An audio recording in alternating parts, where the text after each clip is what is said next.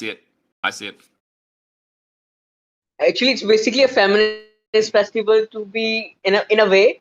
Um, there was this particular Okay, demon sorry, Zad. I that got to cut you off. We're actually starting. Sorry, Zad. We're actually starting right now. So I got to cut you off, but I'll get back to you in a second. Hello, everybody. Welcome to the Men Are Human weekly chat. We do this voice chat every Friday, around noon or 12:30 Eastern Standard Time by New York, which is 5 if you're following London time. I apologize because we have a change in the topic today. Today's topic was supposed to be India and the men's rights movement and men's issues in India. And a lot of people are very confused as to why would you talk about men's rights in India? Surely that's not necessary because, the media perception in the West is that India is a place where only women are oppressed. But that's not quite true. India is a very big place and things can vary a lot by region. And the Western media doesn't really cover just what the situation is in India with some of the laws. So we're going to be doing it. We were going to be doing it today, but the reason why we're not doing it today is because some of our Indian friends here have informed me that there is a festival going on right now, Navaratri. And so a lot of Indians will not be able to attend this week. So we're going to push it back to 2 weeks because basically it's a 9-day festival. So even next Friday is still going to be a problem. So instead, we're going to be talking about our plan for International Men's Day, our flyer plan. And if you're from this Discord or if you go to the Chicago NCFM National Coalition for Men chats, which are on Sunday, then you know what I'm talking about. So we do have some updates. We have made some flyers, and so we're going to kind of, this is probably going to be kind of a short one. I know we're improvising, but we're going to be talking about our flyer project and how that's going to work. But really fast, and we'll get back to it. We can do a longer explanation 2 weeks from now. Zad, do you kind of want to explain what this festival is, Navaratri, what it's about?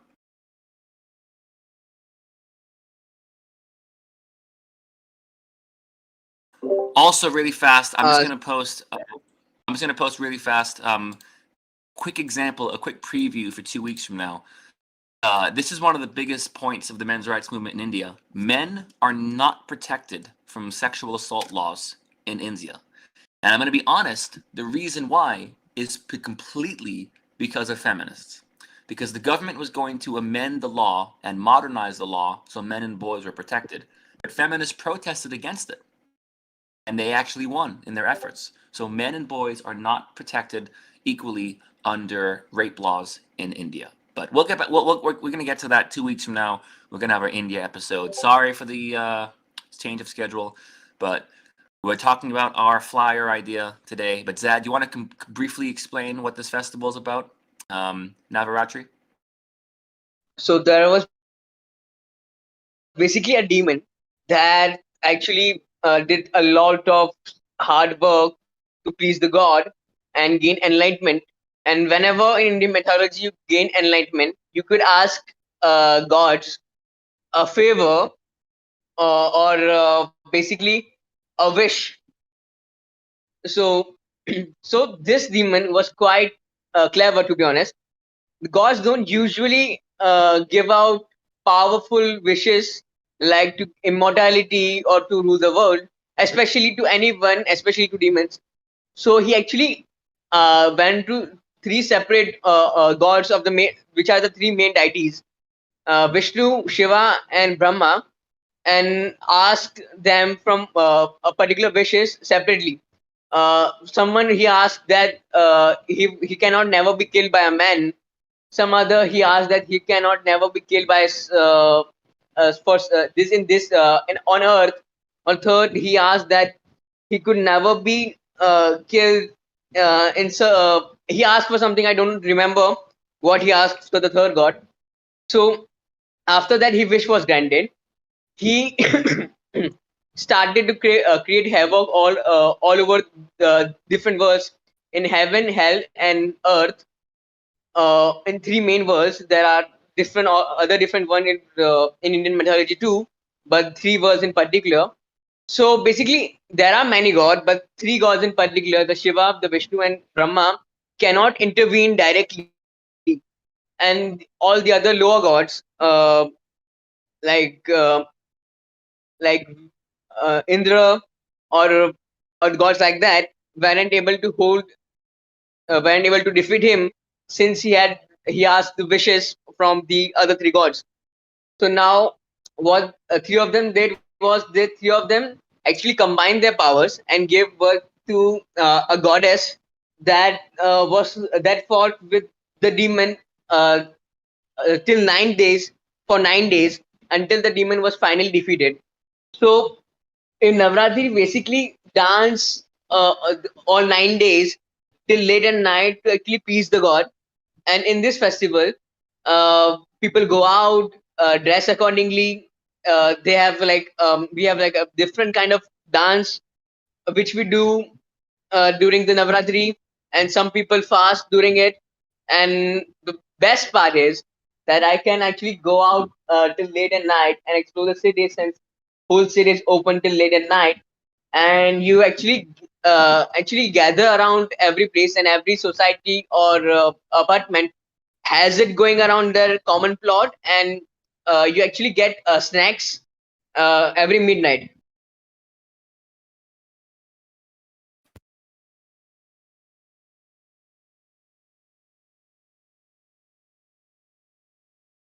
Wow, that's very interesting.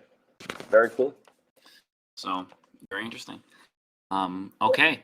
Thank you for that. So you were saying something?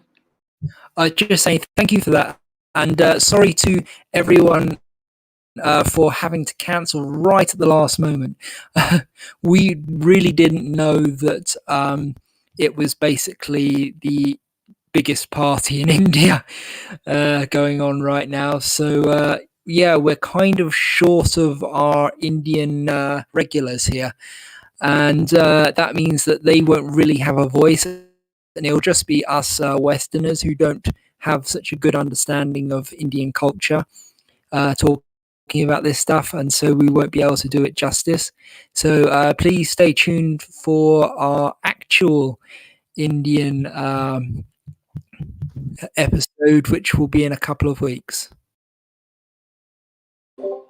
So I'm gonna post my video I did when I went to Florida Atlantic University with my men's rights flyers. And by the way, it worked, because you guys know my video, my debate with Nathan.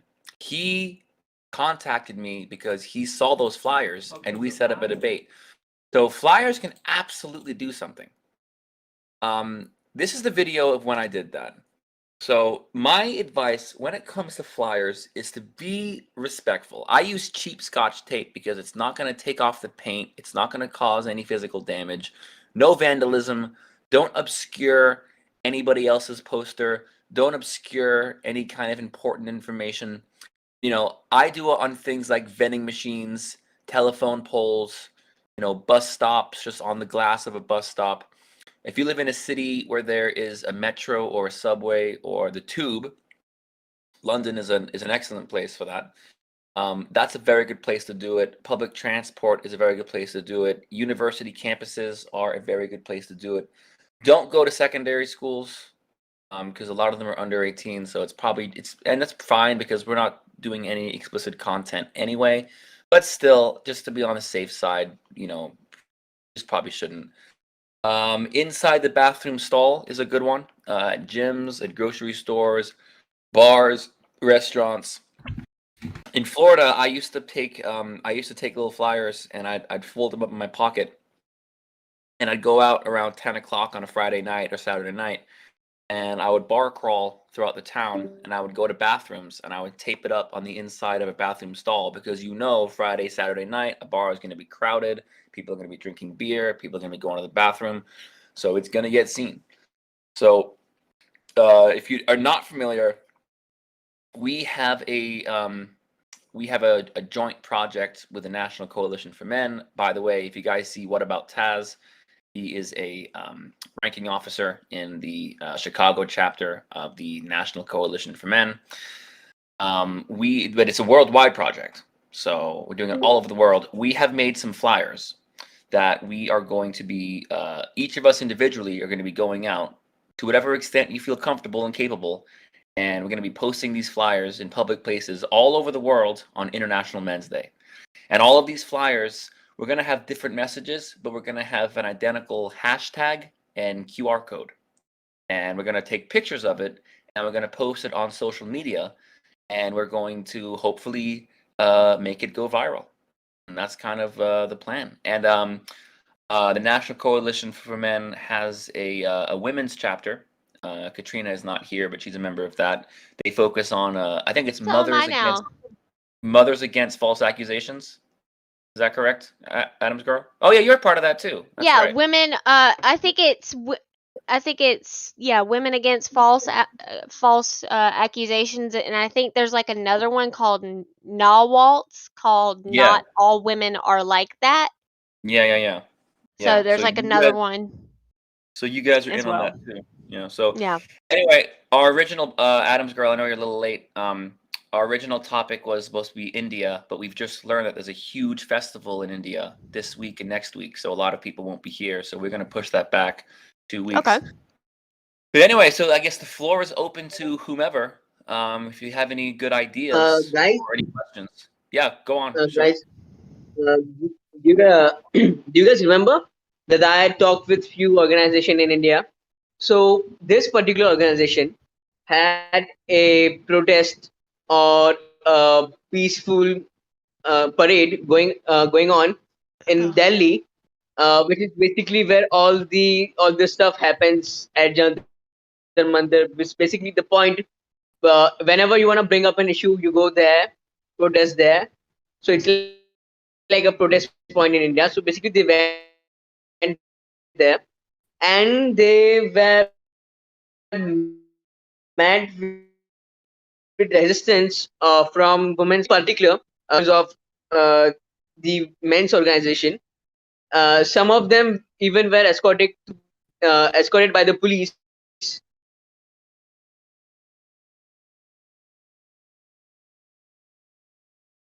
Got preschool. Wow. Some were even escorted by the police. That's unbelievable. To that point, when I said don't do secondary schools or high schools, I amend that. If you are currently a student in high school or secondary school and you're willing to take the risk, then heck yeah, go for it. Pepper that place with flyers. I don't see how the school came into this. Yeah, I mean preschool, obviously. I mean, yeah, I don't think we have any 4-year-old members, but that'd be certainly mighty impressive if we did. And like there was this guy. I watched the video from there. All the protests, like the members were saying something, and there was this guy in particular, which apparently wrote at least 200 letters to the prime minister of my country to actually investigate women's organization because he believed that there was so much corruption or embezzlement, man. What do you call it? Am, embezz, some kind of fraud Embezzlement. going on. Embezzlement. There was some kind of fraud going on there. So apparently, 18 organizations were closed due to an astronomical amount of corruption, and 20 or 30 are still in investigation. Well, prepare that for 2 weeks from now, because certainly I'm sure we'll bring it up again. So look forward to hearing about that. But I just want to check in with this random people here. Let's just go down the list. Let's start with Adam's girl. How do you feel about the flyer project? Do you think you want to participate? If you'd rather not answer, that's fine. Any thoughts, questions, comments, concerns, anything? For is it for next year's International Men's Day? No, this year. This year? I thought it already happened. No, Men's Day is November 19th. November 19th. Okay. Sure. Absolutely, I would. I would love to have like flyers and everything set out. My whole issue though with me is getting access to a printer because I don't have one. Yeah.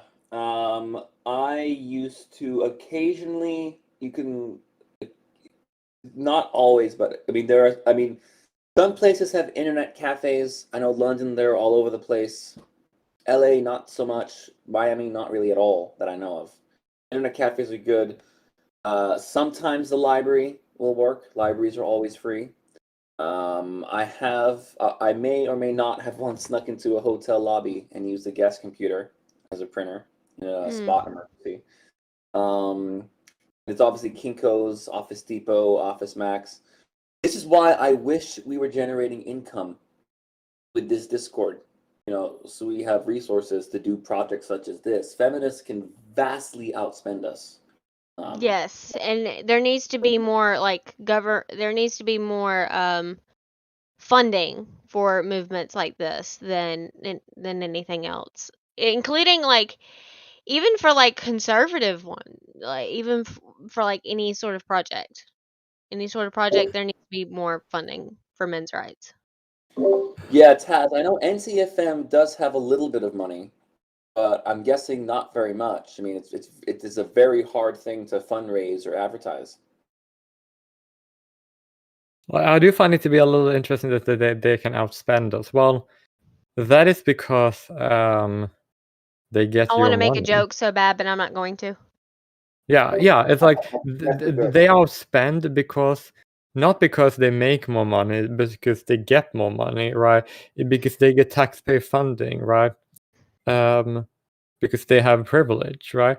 And we don't because we are not privileged, and that's why they get our money. They're No, they think redistributing that money because upwards. it's like a men's rights thing, they're going to talk about men's issues. Therefore, because of that, we have to provide our own funding for it.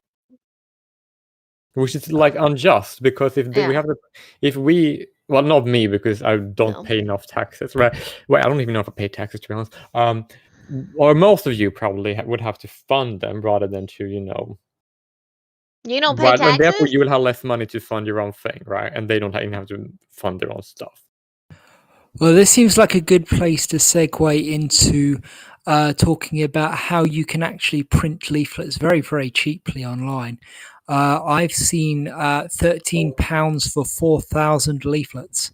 Obviously, that might not be double-sided, and we do want double-sided because these leaflets, well, you can do single-sided if you want, but it's best to do 20 double-sided so people can take some. $20 for 4,000? Yeah, for 4,000. I don't know if they're any good or not, but that's the lowest I've seen so far. You can get leaflets done very, very cheaply, but Okay. it does depend on quality. I have to say this because Adam's girl remembers. You remember this came up in our. I attended the women's chapter meeting on Wednesday. You don't if you can afford to Dodo, why not spend on internet ads? I wish we had that kind of money. I'm pretty sure, Ma, I'm pretty sure this server, our website, we have what, $200 in the bank, something like that. Yeah, Mhm. yeah. The activism budget at the moment is something like $200, probably a bit over $200 now. We don't have many donors though. We can help some of you. I just got a promotion, so actually I got a new job, so I'll be able to kick in a little bit, but our resources are limited. But to that point, something that you remember, Adam's girl, we were talking about Yeah. on Wednesday. It would be nice if you have the money to go to a professional print shop and print out a proper flyer. But the most important thing is the hashtag and the QR code and the social media posts. So if all you've got is just copying it on an 8x11 piece of paper, it's maybe not ideal, but if that's all you've got, that's still much better than nothing.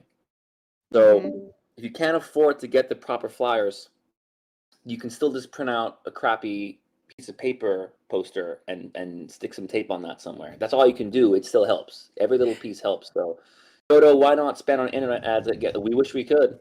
I mean, believe me, Yeah. if I won the lottery, I would. If anyone lives in a major city and they've got like a group of people like on here I or don't. who might help them, then I'm happy to dip into the activism budget and maybe print off some of these flyers to send to you. Your address will be held in confidence, and so you will not be doxed or anything like that by sending me your address. I don't know if Blue is willing to maybe do a couple of those himself, but it does depend on how many people, ask for flyers. But Hey, I'll Blue. see what I can do if people want to. In the National Coalition for Men meeting, I believe my email address is in one of those emails. You can send the flyer to me, and then I can send it to my mother-in-law because she has a printer, Okay. so she could print them off. I think I've already emailed you. Actually, maybe not. We do Did actually you? have a link to download them all if you want. Yeah, I'm pretty sure we do. If you want to DM me your email, I'll double check. Okay. But we do have a link to all those, and we're still. By the way, the flyers are still ongoing, and once we settle on I'm pretty sure the QR code is either going to link to our website or maybe a separate website. But I'm pretty sure I'm going to write an article for International Men's Day the day before, and the QR code I'm pretty sure is going to go straight to our website, and maybe Yeah, it goes directly to the International Men's Day page on our website. Yeah. If you want to take that QR code off and link it to a different website, that's fine. We don't mind, although we will look at you with forlorn eyes if you do that. But we're quite happy for you to. The hashtag has to be the most important thing is the hashtag has got to be identical because we want to get it trending on social media, especially Twitter. I mean, Facebook, yes, Instagram, yes, but the main target is definitely getting it trending on Twitter. Yes, and what we really want you to do, if you can, is put the leaflet up, take a picture of it, and then post it on Twitter, Facebook, wherever, with the International Men's Day hashtag.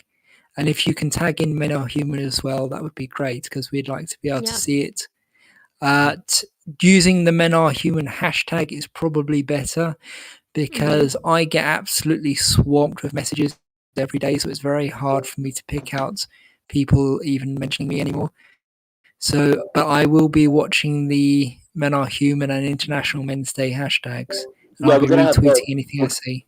We're going to have both because there's going to be people who aren't even part of this doing International Men's Day anyway, so we can help lift out those numbers up. Then we're also underneath that going to have our hashtag Men Are Human. So we're going to have both of those hashtags. I may or may not have to work on November 19th, but so I'll just post, I'll do a bunch of flyers and I'll see if I can put them either at work, because we have at the store, we have an advertisement center or whatever. We have a thing where we can place them on, so I could possibly do it there. That'd be good if you could. Yeah, whatever. And if you can only do, the night before, usually when I want something to be seen, the best time to do it is around 6 or 7 a.m., especially at college campuses. 6 or 7 a.m. before everyone's awake. I get to the store at 7 a.m. So I'll just post. Or the night before. Then that's all you can do. I mean, yeah. I'll just do it the day before. I'll actually do it during the rush hour because that's when you're gonna get a lot. That's when you're gonna get a lot of traction. And again, I always tell people, be conscious of the potential consequences of getting quote unquote caught. I mean, you're not going to get arrested for this, but you may get some backlash at work, at school, from family, whatever it is. So just, we don't want to pressure people to do anything that could potentially be detrimental. So only do what you're comfortable doing. I would like to underline that I would never want to pressure anybody to do it if they felt uncomfortable, because I don't think I will be able to, because I am a very busy person, right? So there will be also a bit hypocritical if I would, right? So therefore, I would like to, if you have the time and energy and you feel good about it, right? You can do what you feel right, what you said, right? But I would say that anybody who has an issue who would have an issue with you doing that would not be a good person, right? And so their opinion would be null and void. Yeah, and generally under those circumstances, somebody objecting to the material that's on the flyers, at least the ones blue orange that you were promoting, if they're objecting to putting that information out there, then yeah, they're not going to get that much attention, at least not very much positive attention, at least not in the moment. So it's a matter of striking while the iron is hot, so to speak. Yep. The chapter president and I are planning on meeting downtown at a very busy train station in Chicago, Union Station, to pass out flyers and put flyers up. We'll probably be in bathrooms and things like that. I also have some plans to go to public places like libraries and civic centers, to put them up on bulletin boards, hopefully as early as possible. Just because these flyers and the information on them is inoffensive, and it's statements of demonstrable problems that men and boys have. There's nothing there that would challenge anybody's ideology unless their ideology is pretty bad. Yeah. So, it's not. This is not aggressive stuff. It's just simple statement of facts. Yeah, it's very much so. Like it takes pretty much the emotion out of it. Right. Right. So And it plays into the hands of the people who, are least informed, or at least currently not that motivated to look at men's and boys' issues, because it, like I said, just says this is what's happening right now. And even if all they do is ask a few questions, they'll come away at least wondering, if they shouldn't get more involved, especially if they do have men and boys in their life that they care about. yeah. But like, it's also kind of like important to sorry, I'm so sorry, I got nervous. I don't know what to say. You first.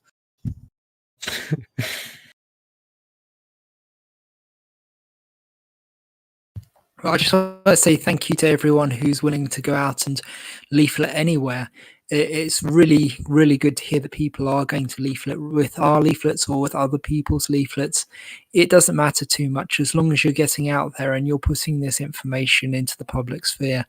It's really good to see that people are enthusiastic about this.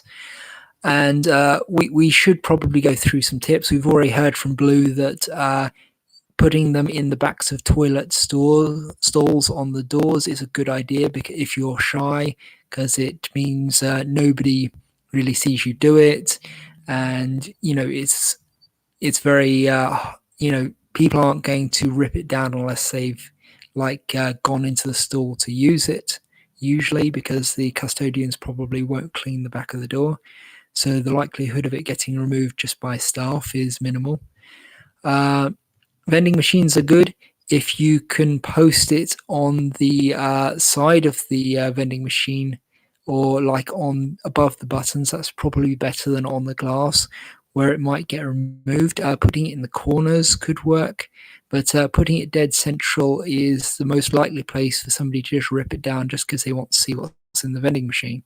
If you have to, if you, because I did try doing some of the sides, but sometimes the sides are non-stick and you can't get the tape on very well. If you are going to cover up a vending machine, try and cover up the least healthy snack. So keep the healthy stuff uncovered, if at all possible. That's an amusing suggestion. Though I would suggest I would suggest the corners myself, like the bottom left or bottom right corner. Bottom right corner often has safety information in it, but bottom left corner, somewhere without safety information would be good. We do strongly recommend against throwing leaflets off of buildings or throwing them into the air, especially near major roads. Leaflets can fly onto car windscreens and cause people to crash.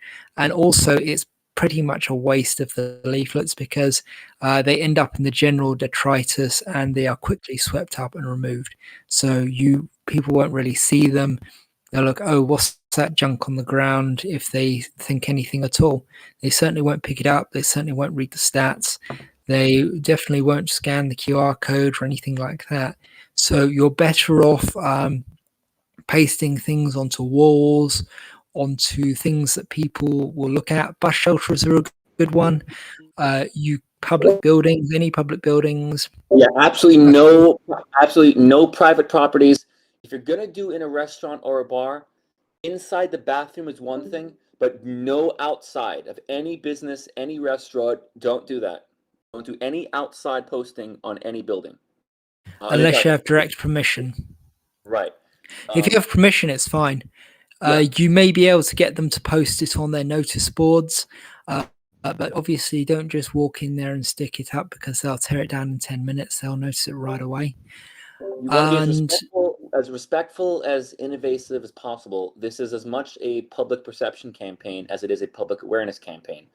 So we want to come across the right way. Mm-hmm. We definitely, because, all the time they tell, like, with, men more specifically, like, that they're, like, aggressive or emotionless or whatever. So we want to definitely be the opposite of this with this movement.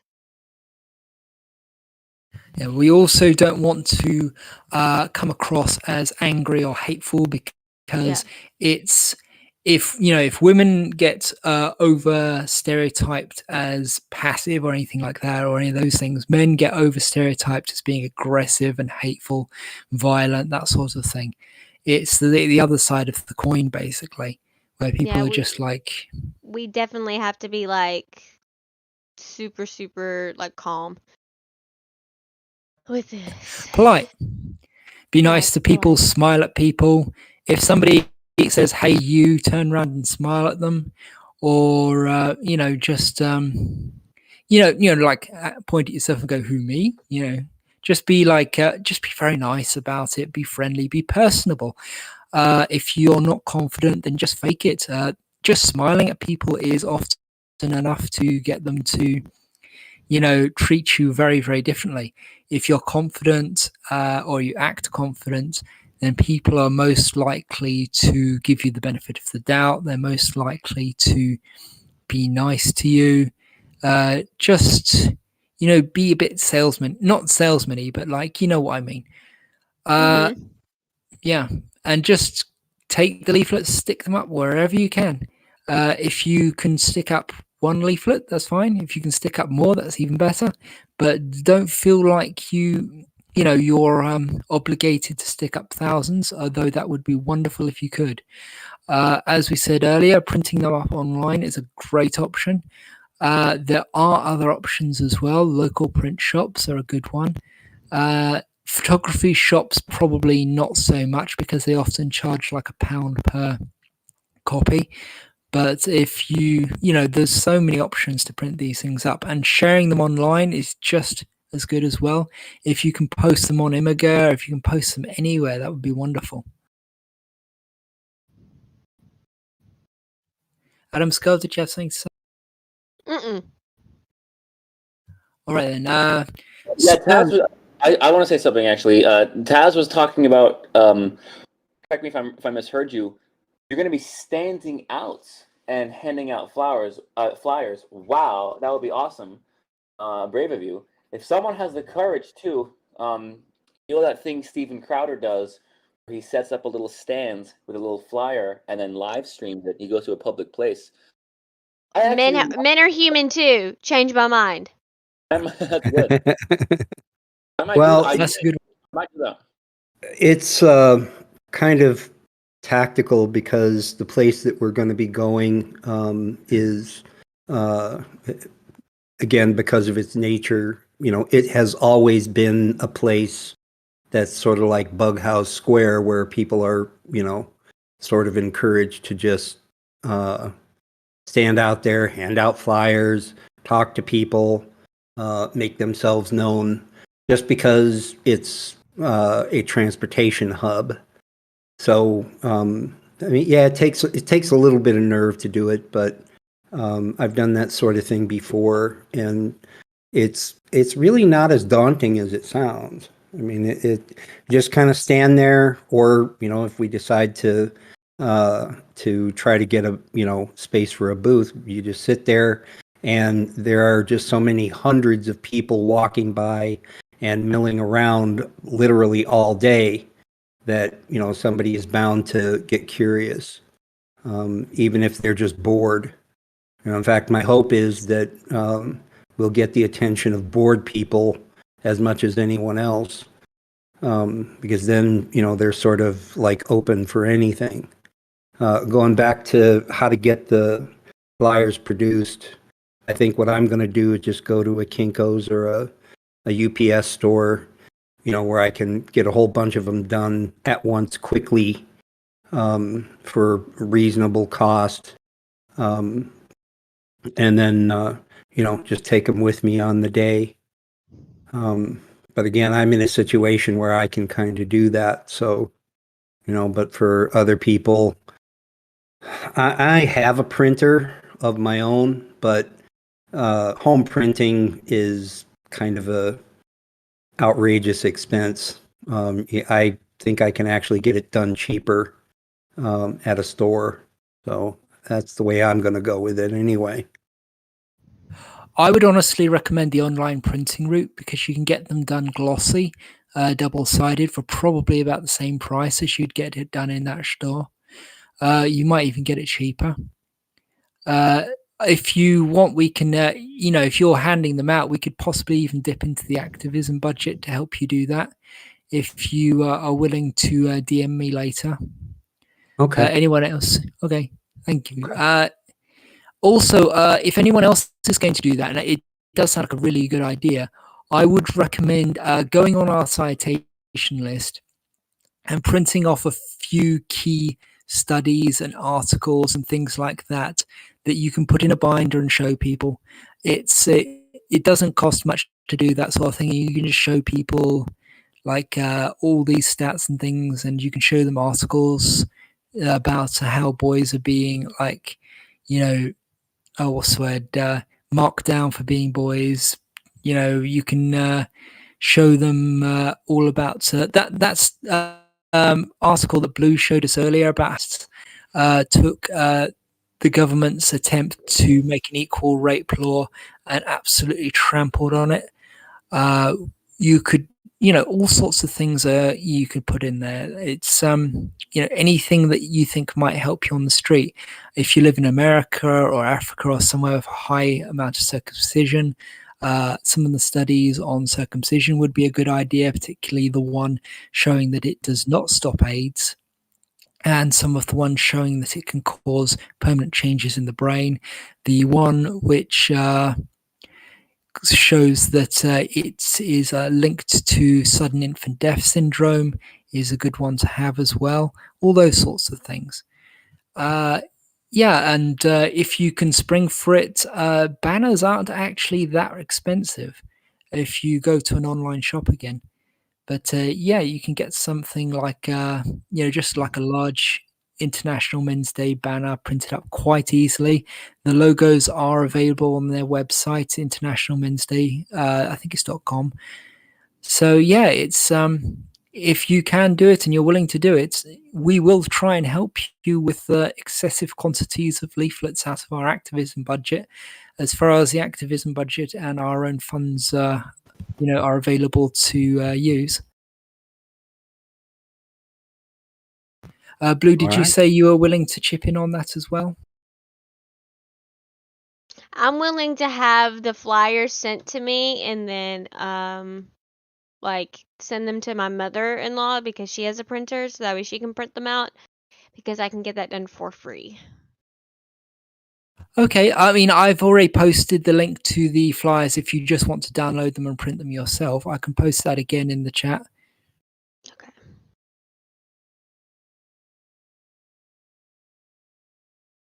I kind of have a related question to a previous topic we're discussing, and that is that when it comes to a lot of people think that other people have an issue with it, like I kind of wonder what kind of a person would have an issue with any of this. Somebody who has obviously been very miseducated whenever it comes to certain topics and subject. And that's a video I'm planning on making soon, actually. I'm going to entitle it A Message to Men's Rights Activists, or maybe Dear MRAs, Be Respectful to Feminists.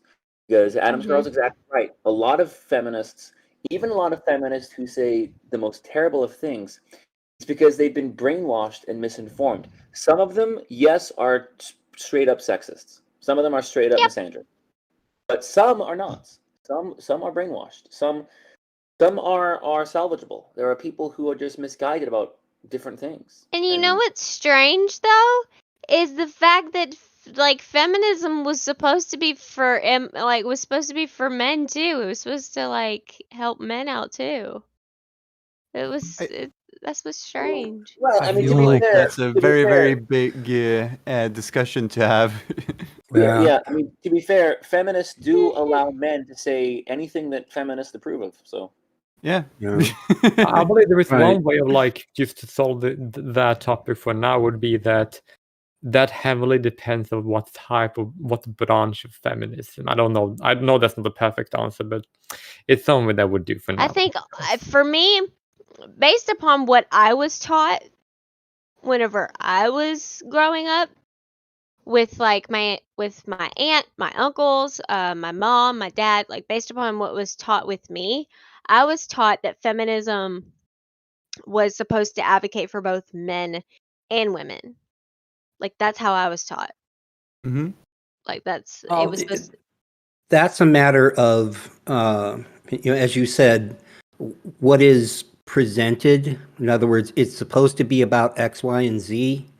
But as I was saying earlier, and by the way, Jay Willie, I apologize. I didn't mean to get so heated, but the simple fact is that, people, especially large groups of people, say things all the time. They really do. And, none of it really matters except for how it's backed up by what they do. I mean, I could tell you that, I'm a Shaolin Buddhist monk, and that is not true. I would be lying if I said that. Okay. Because I don't do those things that would qualify me as a Shaolin Buddhist monk, Yeah. and so, like I said, as a means to an end, for one thing, it's very important to remember that especially large and influential groups of people will tell you whatever they think you need to hear to stay in line. But more important than that is what they will avoid telling you or avoid allowing you to find out at all costs. And once you do find out, then you end up in places like this, kind of all shocked and shaken saying, oh my gosh, I never knew X, Y, and Z about men and boys. Which is what I'm learning currently now, because I was brainwashed for many years. In some cases I was brainwashed, and then in other cases I was not. My grandmother, on the other hand, for example, she was brainwashed. So she tried to push a victim mentality of feminism on me. And then my dad, he tried to do the opposite. So I really didn't know what side to be on. And so for me, I think, and this is just my opinion, take it or leave it. I think that what's going on now is literally psychological textbook examples of projection. They are projecting their own problems that they faced whenever back then onto now the male population. I just think it's classic projection. That's all I think it is. Yeah, and it's something that they do because they can, because it's effective, because they will take that cognitive dissonance that they know you're experiencing and exploit it. Yep. You know, and it's, I mean, it's, morally reprehensible, but it does work. Going back, Jay Willie, to your question of why, why would just the average person on the street take offense to, for example, the stuff on these flyers? Well, like I said, it's as much from what they have not been told as what they have been told. It It's could very also- easy to just repeatedly drum some particular ideology into somebody's head. But in order for it to be effective and stay there, you also have to make sure that there are certain truths that never come to light for that person. Yep. It's Like complicated feminism. and difficult, but it works. And like I was saying, it works over time. Yeah, And it's supposed to, like, I think in one particular instance, like there was some, I can't remember her name, but there was some woman, like, she believes that women should get the same prison sentences as men, and which I like the same amount of time and stuff, which I totally agree with. If that woman's a harmful human being, of course, throw her butt in jail. I don't want her around. She's a harmful human being. Do it. Yeah. It's completely, there's some things where they have been completely miseducated, and now everything that they've been taught is like, excuse my language for this, but everything that they've been taught is like super ass backwards. And then there's like certain things that, okay, maybe there's some validity, but you need to explain that a little bit better. You need to Yeah. like educate and communicate like how you could advocate for your gender a lot better Need some more instead of in a context. toxic, abusive way like you've been doing it. Like, I actually do have, like, the reason why I've been so surprised about the leaflet stuff, right? Because I remember when I went to high school, right? And I basically had a feminist teacher, right? Who was very much in favor, a self-identified feminist, I should say, teacher who was very much in favor of promoting International Men's Day, right? And she would love this post being posted everywhere, right? So therefore, my conclusion. So this is an anecdote, so I want to make sure that I know it's an anecdote, right? It is an interesting experience that I have. I thought was relevant, but but I do. So therefore, I'm not really that. Therefore, but partly because of this and other reasons, I think that anybody who would post this bill, this flag being posted, that would just be like anybody who posted this post being posted outside would just be a complete bigot. Like, no other reason. That should be exactly what they would be. Like, absolutely. It could also be them trying to see through what you're actually trying to say, as like not everything that is said is literal.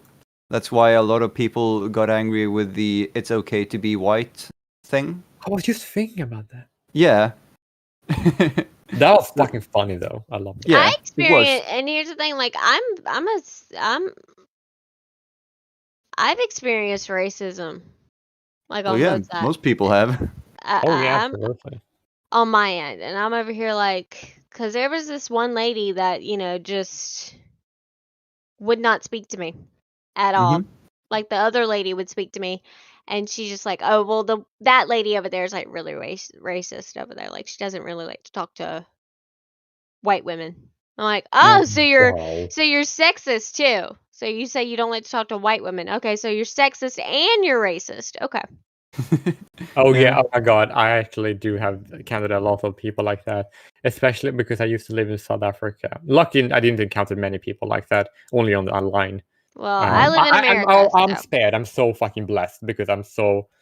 But like, I was victim of racism once. No, several times, but one time I was victim of racism was when I was in Cape Town, right? And I was on a Discord call, right? And then a lot of guys, they robbed me on my phone at knife point, right? At first I didn't know it was racism, but then I told that to a nice black woman who was working to work with her kid, right? and she basically told me that they were most likely racist. So I trust her judgment on that, and I will definitely back that up, because a lot of people, they basically I was always told by a lot of people everywhere that if I want to understand racism, I should listen to all the people of all the other races and what their opinions on racism is. So therefore I do that right now, and therefore I know I was the victim of racism. Does that make sense to you? Yeah. Actually, the other day, I was like, this wasn't casual racism. This was casual racism accusation. So was talking to someone in my class, because we're both planning to become teachers, and she's on her 3rd year while I'm on my 1st year. And you didn't insult my intelligence. Men are human. Didn't mean to insult your intelligence, Adam's girl. I was just tagging you. Oh yeah, so sorry, Okay. kind of interrupted me. So That's fine. she mentioned one of the classes we're gonna do in 2nd year, and I could hear from the way it was worded that it's gonna be very SJW feminism kinda. So I was asking, like, how do you think they would act if you were like not agreeing with the ground principles, or like the things they're basing their education on? And she said, well, if you're a racist, sexist, you wouldn't fit in here, would you? And then she just kept on talking as if she didn't just accuse me of something like that. Yeah, that was weird. Yeah, I do have one kind of like a terrible. We should probably move over into sexism again, because oh yeah, I we was seem going to have gone off into a tangent here. No, I was. Oh, sorry. I going thought it was you were done with all of this. Sorry. Yeah. No, I was move back to sexism, actually, if I may. Please do. We like to stay on topic here. Yeah, because like, sorry, and that was when we talked about the how intersection between racism and sexism. What I mean by that is that I went over a lot of very good examples of that last time, and I forgot to mention that a lot of intersection between racism and sexism tend to happen in education system of men of European descent in particular, in a way, right? And what I mean by that is that you basically get told that you're bad because you're male, and also bad because you're predominantly European descent. Although they're using not the same word as I do, but you know what I'm talking about, right? And I just thought that was like kind of like important example of another important example, in addition to all the other important example of when misandry and racism intersects, but it happen quite often. Wow, and a non-feminist intersectionalist. You don't meet those every day.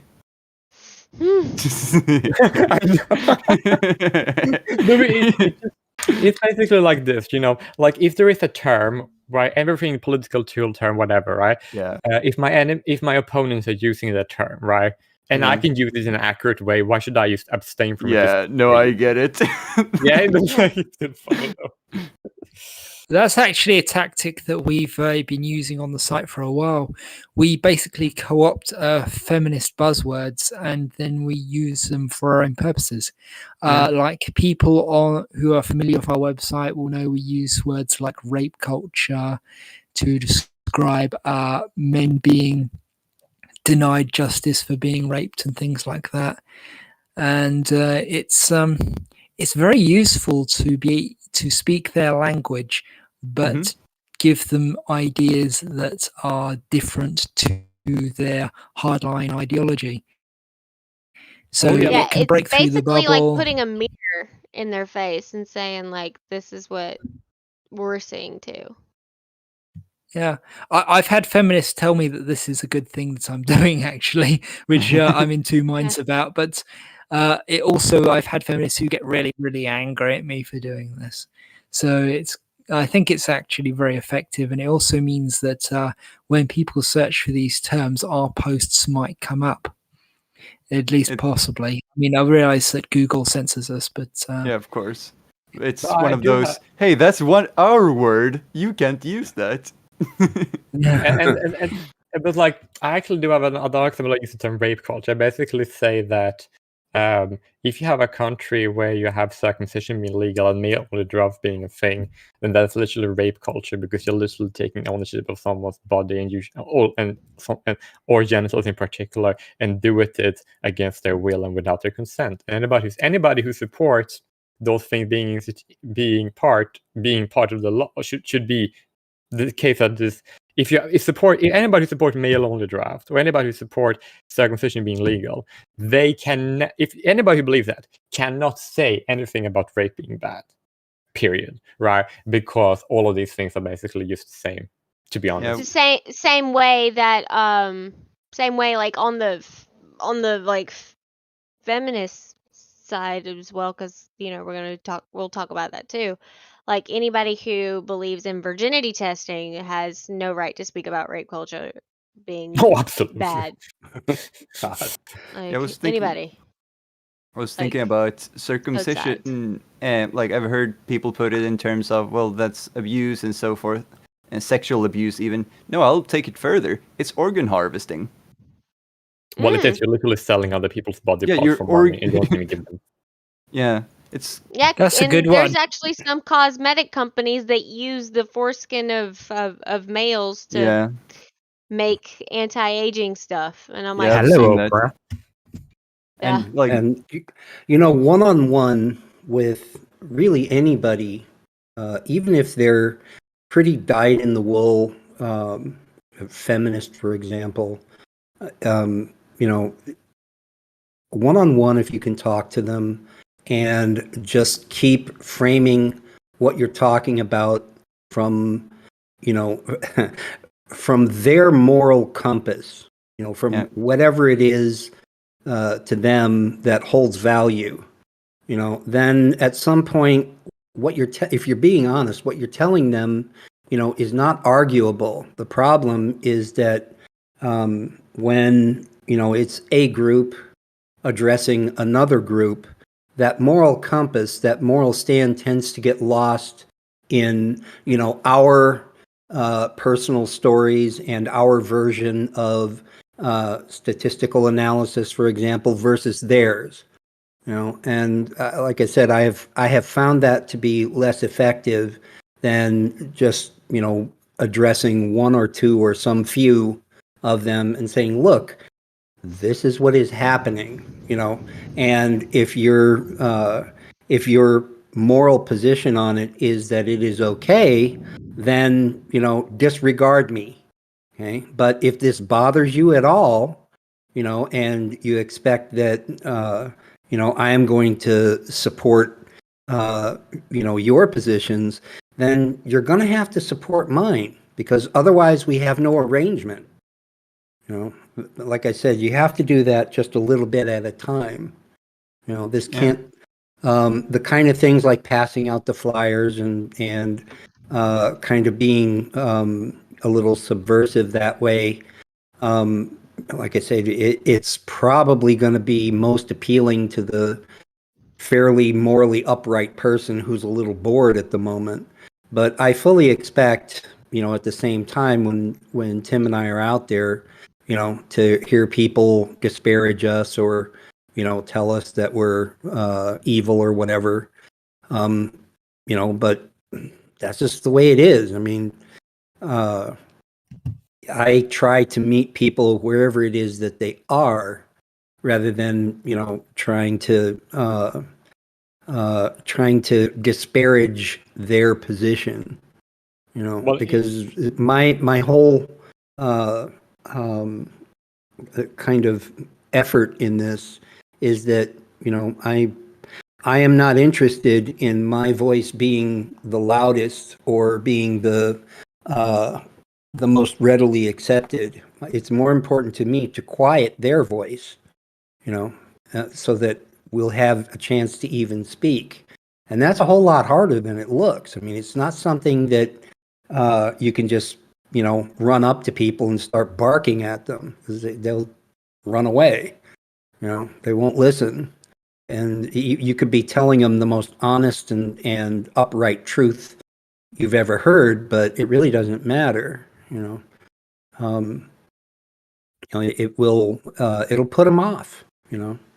But like I said, if you meet people where they are, and if you just tell them the truth as best you can and appeal to whatever moral compass they're following, like I said, then they're, and this happens to me all the time where I run into people who, start out with a very strong position that they believe is in opposition to mine, and I don't address their position very much at all. I only tell them, the things about me and people like me, that are not only, things that I am subject to or that I suffer under, but also I tell them, that because I'm very human and very flawed, I have failed to meet those challenges in the past. But do you think that I should have had to or not? And then it puts the ball in their court. It makes it, ironically, it makes it less about me and more about, what they really honestly believe. And like I Asking said, questions is. Go ahead. Sorry, I thought you stopped. I was That's just right. going to say, asking questions is a great idea.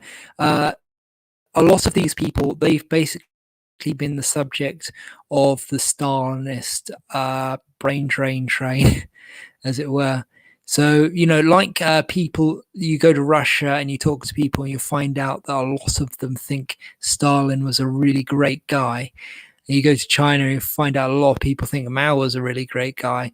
It's all about information control and the media and stuff. So asking them questions as to how they know things is often a great way to dismantle what they're saying. So you go, how do you know that? Okay, could you tell me more about that? And then you say something like, have you considered that, feminists in India have made it so it's legal to rape little boys, and then the boy gets sent to prison because Indian law says that he's the rapist. It's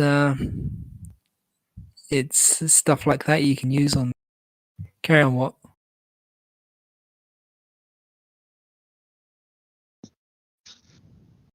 Yeah, focusing on, where they're getting their information is always a good idea. Adam's girl, I've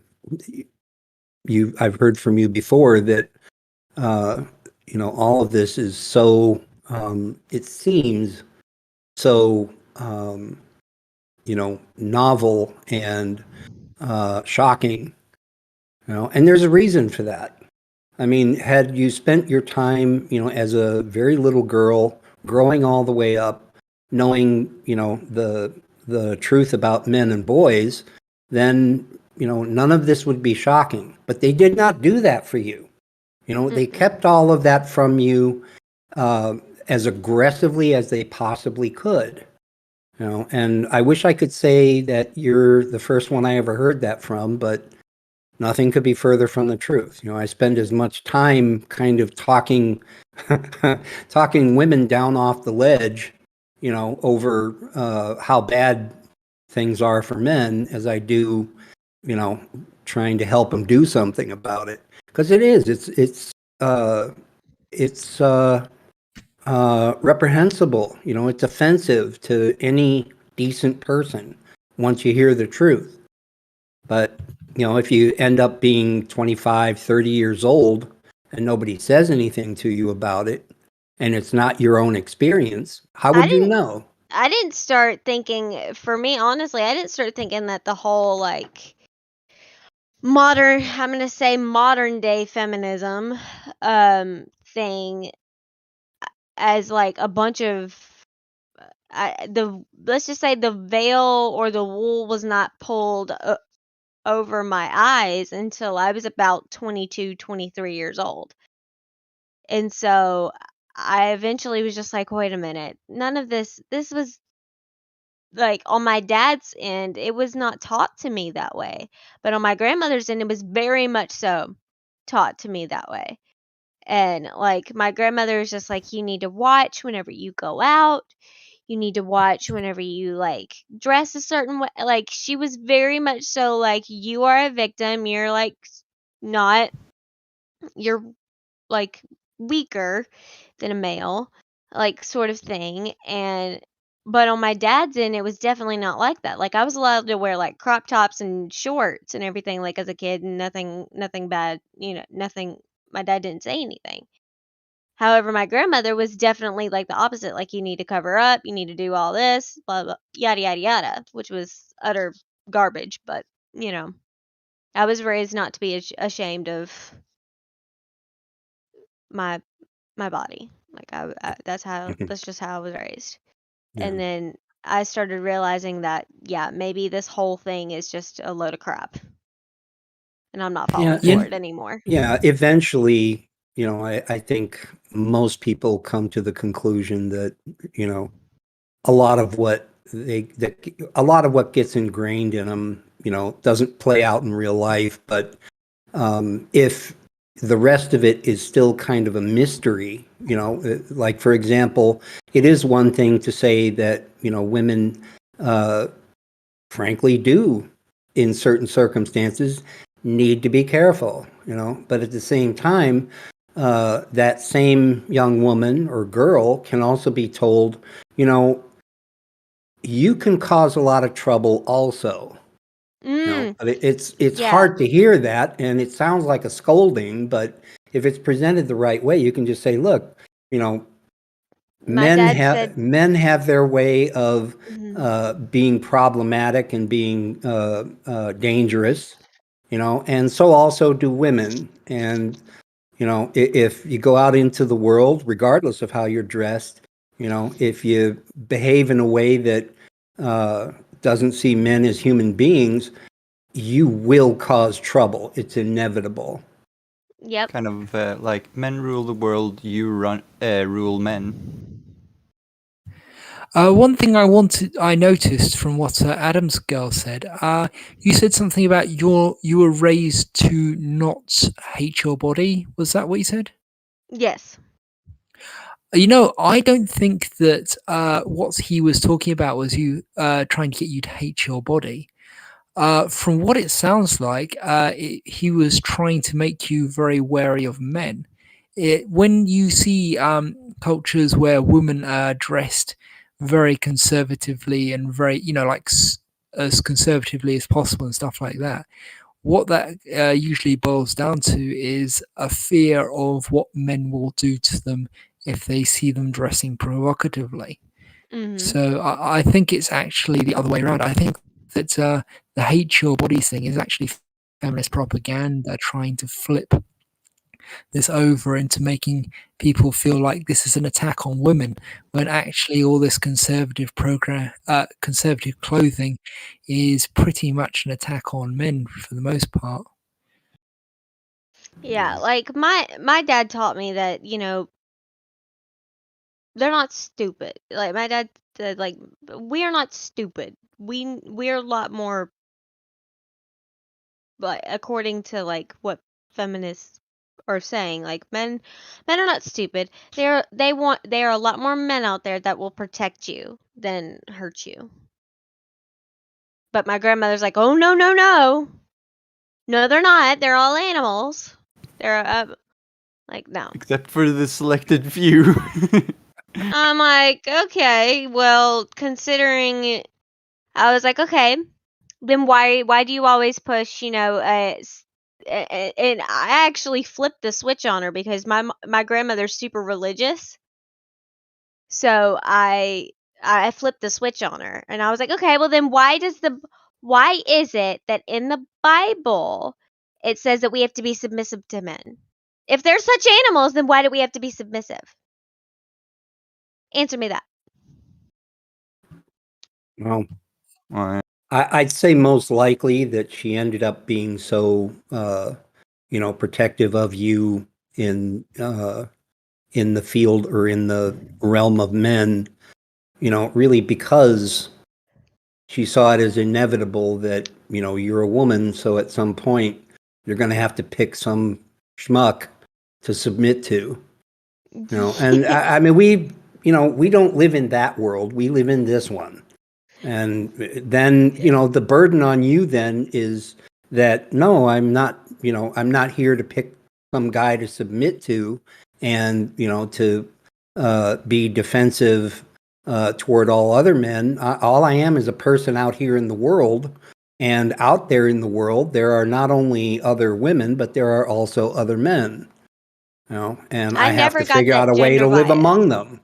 I never know? got that gender bias whenever it came to like animalistic behavior in both genders. Like I never got that gender bias. I had a friend that was pretty aggressive with me whenever I was younger in that way. I mean, like in a very gross, inappropriate way. Like I had a friend that was pretty aggressive with me, and she was a woman, and I never got that gender bias. That's the thing. I always had a level head. I was like, women can do this crap too because it happened to me. So Yeah. I never had that. For May someone, may I ask you, if I may, if you think it might be good? Well, I don't know if it's appropriate for me to tell you this thing I told you. I told you about my perspective on female sexual abuse. Would that be appropriate to say now, or should I wait until later? Wait until later. Okay, I will do. but Adam's girl, for someone like your grandmother, when the irritation and annoyance and maybe even anger goes away, you still have to look at how she was with you and what she tried to do for you, and tell yourself, she can't help me, and there's nothing anyone can do about it. There's no sense being mad about it, but what she has to offer isn't going to do me any good. And I'm an adult now, and it's too late. I have to navigate out here in the world. And if nobody else is going to tell me what's going on, I'm just going to make it my business to go find out. Because you're not going to be able to turn to things like the mainstream media, or the political discourse, or the results of social policy, and find out the truth. It's not going to happen. It'd be great if it did, because then you wouldn't have to worry about it, but that's not how this works. Other people were saying earlier that we should avoid attributing to malice that which is the result of ignorance. And to that I say, yeah, sometimes, but I, on balance, I've seen more malice than ignorance. I usually say we should stop if we should often we should stop to contribute to stupidity what could be explained by malice. Most often, yeah. I mean, I hate to be a guilty until proven innocent kind of guy, but like I say, when it comes to the status quo, and when it comes to somebody, trying to tell me the way things are, then I will assume an agenda until they can demonstrate that, they are really only being honest. And then once they do, that's fine, but until then, whatever it is they're telling me, I'm going to be wondering more about what they're keeping from me. And also, like a lot of these people that we would attribute malice to are already doing it to us before we even speak. So yeah, that's only fair for us to do the same thing. Yep. Yeah, like I never got any of that. I never got any of that bias. I always had like an even kill sort of thing. And I guess, I don't know. I guess according to my grandmother, I guess I'm just crazy because of it. She was like, oh. From her perspective, you are. I guess I'm crazy. I guess I'm crazy because I'm just like, well, Granny, how do you explain that my abusive best friend that tried to, kiss me without asking for my consent whenever I was like 11? How do you explain that crap? Nah, you must have misunderstood. Yeah. Like I'm over here like, how do you explain that crap? Was that not abuse because it happened to me by a woman? Like But she's not going to have an answer for that because that's, like I say, she's constructed a bubble that something like that can never be part of. Yeah. And say I've been around a while, and it's just the one thing that shocked me the most is how many people are walking around in that kind of bubble. And it's like, what do I do with them? Well, most often the best thing I can do is just let them go. They stay over there and I therapy. stay over here. Yeah. And Something I've realized that a lot of people. It didn't work, Richard. 24/7. Oh, that's nice. It's no. I think he's hearing the podcast and is like commenting on it, on the thing. I think he's just like, get therapy. I was like, oh, thanks. Yeah, if you're gonna say that, you got to kind of tag who you're talking to, but it's not a Yeah. very nice thing to say if it's aimed at one of us. Yeah. Yeah, but sorry, what were you saying? Me? Yeah, just carry on. Whoever was talking. Okay. Yeah. I would basically say a lot of problems with a lot of our, should I say, opponents? I don't know what other words use it.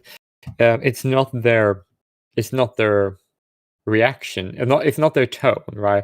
It's their fact, right? Because if somebody genuinely believed, if someone genuinely believed that 1 in 3 women are going to get raped in college campus, and then we lived in like these this like extremely misogynistic rape culture, and that the women being abused by their husband is basically okay in society and happened all the time, right? If they're facts, which are false, the facts are false, right? All these things are not true, right? But if the facts were true, then the reaction would be completely like justifiable, right? So therefore, the problem I have with a lot of people is that they're not attacking the facts; they're just attacking the tone, right? But the problem is the facts. So therefore, so therefore, just show how the facts are wrong, and don't just bother with the tone, because if you can't convince them the facts are wrong, then your tone policing them is just going to reinforce those falsehoods rather than to do anything productive. Yeah, because if you're just pointing out the tone, then that's the largest problem they have. Not what they said. That seems to be fine with you, since you're attacking their tone. You get Indeed, me? right? That's why Navaratri is going to always attack the facts, right? Because the facts, it's the problem. But for me, for example, if I'm going to be like completely unhinged and radical and basically accuse people of like supporting slavery and child molestation, right? I have the correct facts, right? So I can be how fucking hyperbolic I can. Well, I wouldn't really be hyperbolic then. Like, I can be how radical and like I can be basically twice as ridiculous as the most extreme SJWs, right? Because I will be justified because my facts is correct, right? So therefore, that's why I don't see. Yeah, so if somebody really, if another person, right, will say like, "Oh my God, they should have to prove to me how it's unreasonable to react this way I do." Like, it's not. It's very reasonable because my facts are correct and founded in empirical evidence. Yeah. It's more of a, am I wrong or am I just abrasive? Am I wrong? Here's the thing. I always have a saying, like, all I say is I care more about facts than your feelings. I don't care. Yeah. I don't care because for me, based upon my childhood and how it was, I never got that. I chose not to have that gender bias. Never. Because I didn't want to. And based upon my own abusive experiences in my life, I couldn't. So, like, it was bad. Though, the downside of having the facts, becoming aware, all of it is that you still have to make a choice about whether you're going to be responsible for it, in any given situation. Again, going back, Jay Willie, to, my breadth of experience, just, being an average, well, somewhat average white guy living in America, just because I have finally, dug up the truth, even in, my activism, even when I'm having some kind of discussion with somebody, whose experience is very different than mine, I can tell them, just press the hard facts all day long if I like, but I don't assume if I do that I'm going to change their mind. In fact, I believe the opposite. Once, especially things like statistics are dragged onto the table, then everybody from the other side of the table goes scrambling to go look for their statistics, or their lived experience. And, part of my job, if I intend to, to really make a change, part of my job is to, to take on what they're saying, and it gives me the room to say to them, for every injustice or type of oppression or inconvenience or whatever that they face, that there's a corresponding one that somebody like me faces. But if all I ever talk about is how bad things are for me and that I don't want to hear how bad things are for you, then why should they listen? Mm-hmm.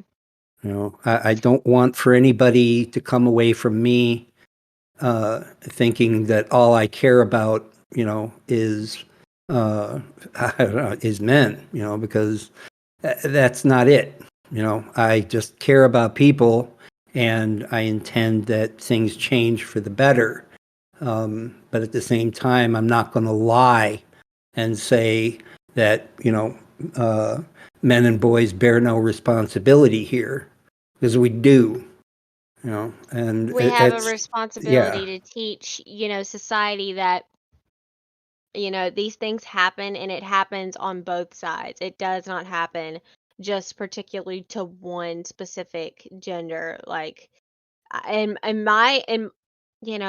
don't, I mean, it's safe to talk about it here, but, I don't, honestly, I don't particularly like to talk about what happened to me whenever I was 11. I don't Yeah. really like to talk about it, but unfortunately, in order to give people a fresh perspective, I have to say like women can be creepy too. Women can be sexual predators as well. Like, yeah, I mean, um, it's more honest and a lot easier to just say that, people can be really crappy. mhm. They really can. But at the Yeah. same time, it's always a good idea, to let people know, we can be pretty good too. But Mhm. it's like being destructive compared to being creative. Being destructive is easy. Being creative is difficult. Mhm. And being crappy, not that hard for most people. Really being good, so to speak, being not just positive, uh, but beneficial is hard work. Mhm. And if it's something, a person is not willing to commit to, like just in their own life, then better that I should just leave them be, because if I get involved, then my track record is, anything destructive that I ever get involved in, I just make it worse. So I try not to do that. Like like going back to the subject, like for example of like on TikTok, there's like, you ever heard of like the gray sweatpant trend? No. that happened on TikTok? Okay, well, I decided to be funny. One day at my friend's house, and like, cause there were just a bunch of women just being like creepers to the dudes that were wearing like gray sweatpants. I was like, so I put on a pair of gray sweatpants that I happen to own. I was like, okay, I'm wearing gray sweatpants. Why aren't y'all hitting on me in an inappropriate way? Like I Yeah. decided to be I decided to be funny, and just to like flip a switch and like mirror it back to them. I'll be like, okay, I'm wearing gray sweatpants. Why isn't anybody hitting on me? All right, because it's bad. Like, all right, because that's wrong. Like, Yeah. no. And I just decided to be funny, and then my best friend Lindsay, she's just like, "Wow, Madison, there's something wrong with you." But As long as you don't make a habit of it, Yeah. like, and really that's a more salient point than most people think. You can, anything like that you do it once, maybe twice, just to make a point. yeah, That is effective. I mean, that yeah, gets people's attention. But very often, and this is a real criticism that I have with feminism, is that that some of those folks just get themselves into a groove about how they're going to behave whenever the subject comes up, and their message is diluted. It fades away to nothing. So then they, the irony is they become frustrated and bitter, and they double down. Rather than yeah, just stepping back and saying, I still have a point, but maybe I ought to try something else. Like I said, being creative and being clever is work. But just being obnoxious is very easy. yeah. I It was is. honestly, I was just messing around. I was just ticked off enough, and I was messing around, and I just needed to caw it. And so I just put on the gray pair of sweatpants and just started acting a fool. And my best friend over there, and she's just like, "Well, holy crap, Madison." Like the reason why I would like to say that being obnoxious does actually do have its place, because I do believe sometimes it's actually kind of necessary, even good, to have a lot to be obnoxious. And what I mean by that is that when you are, because if something is like really, really wrong, then you're going to be you could be, then you can bitch about it, right? And I believe that because if somebody's being very obnoxious about something, then people kind of know that they're not fucking around. Mm-hmm. Yeah, you're right. I mean, there are situations where, even I have been actively obnoxious for a moment. But whenever I do that, I go in with the intention that I'm going to make it clear I'm just being over the top. And then I'm going to say, okay, now, all kidding aside, I'm about to get serious, and I'm about to, make a real point. Yeah. But it's, like I said, that's the hard part. I mean, that's the part that takes forethought, and, we're like, you can be out there and, kind of do a mic drop kind of thing, but then you have to settle down and say, look, I'm not really about all that, but here's what I am about, I feel like Bash a Violent Bitch Month is the best like example in this community. Remember that article? Yes, that was fucking hilarious. Oh my god. Yeah. I'm sorry, which article? Bash a Violent Bitch Month. Yeah, Oh. it was. Oh. Yeah, heard of it? Yeah, oh yeah. That was Yeah. fucking amazing. Paul Elam and his registry of he had a registry of I guess violent women or women sex offenders or whatever, and they made him take it down. And like I said, I mean, if there's kind of a humble and honest and sincere follow-up to any of that, sometimes people will listen. But anytime I see it or anytime I try to engage in it, I remember that if I do that and if I really go over the top with it like that, I risk creating permanent alienation from people that that don't feel as strongly as I do about it. Mhm. I mean, I give Paul Elam a great deal of credit for bringing some level of awareness to our issues. I really do, but at the same time, it kind of evolved into this good cop, bad cop thing between himself and Warren Farrell.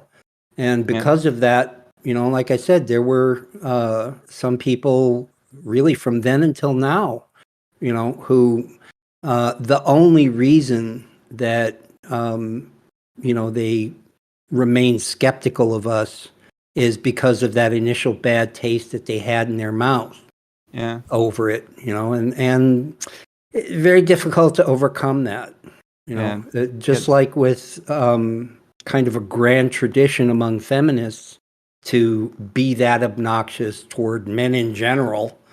It took me a long time to get over my resentment of that. I'm over it now. I mean, I ain't mad at them. I just know that what they say is not true, and I leave it at that. I would also Before you talk, Jay Willie, I would like to leap in and say that even though we know that Elam was basically just being provocative because it's one of his tools that he likes to use, we should say that we do not, under any circumstances, promote violence. And we're not on board with even him, implying that we should be violent in a satirical way, even though those articles were satirical, very much so. Those articles are really what got him onto like the Southern Poverty Law Center terrorism list and things like that. Like hate group lists. That was a very radical way of doing it. Right, that is part of the reason why it is so important for us to have a separate category of radical MRAs. Because then if someone like me or someone who is a radical MRA wanted to go and be bitchy and obnoxious and over the top, and be justified in it, I might add, right? Then I want most MRAs to say like, oh, well, he's one of the radical ones, like he self-identifies as a radical, right? And when you have that, then it's because there are like we do have there's toxicity on both sides. There's toxic MRAs and then there's toxic feminists. There's both of them. There's like but both really, of them. We have to be willing to address toxic both. instead too, because a while back we had a person come in, a feminist, and I sort of forget about Latin sometimes and what true words mean in Latin. Our modern definition of radical would be someone who's crazy or insane or like just absurd. And we have feminists here who do help us out and they agree with us. They're actually trying to make change. But some of them call themselves radicals because radicales, which is the root of radical, stands for solving the problem from the root. That's its literal definition. And so we got people coming in saying, oh, we're radical feminists, and it's not the definition that we use as a modern society. Yeah, they're not radical, they're just really mad. Like I would actually medical. What? And more like uninformed than mad, to be honest. Uninformed, or for like some of them, I tell them all the time, I'm like, okay, who broke your heart and what do we need to do? Do we need to go get some Ben and Jerry's and like so you can cry it out and talk it out, or Yes, like what? yes. Where's some Ben and Jerry's? Give me the Ben and Jerry's. You Give said me Ben the and Ben and Jerry's. Can I Jerry's. have some Ben and Jerry's? Yeah, give me the Ben and Jerry's so I can shove it in your pie hole because I need you to stop talking. Oh, yeah, I was just going to say the who hurt you. Yeah, who hurt you? Like, what do you need to do? Let's just go and talk this out, and then Yeah. maybe after like you calm down,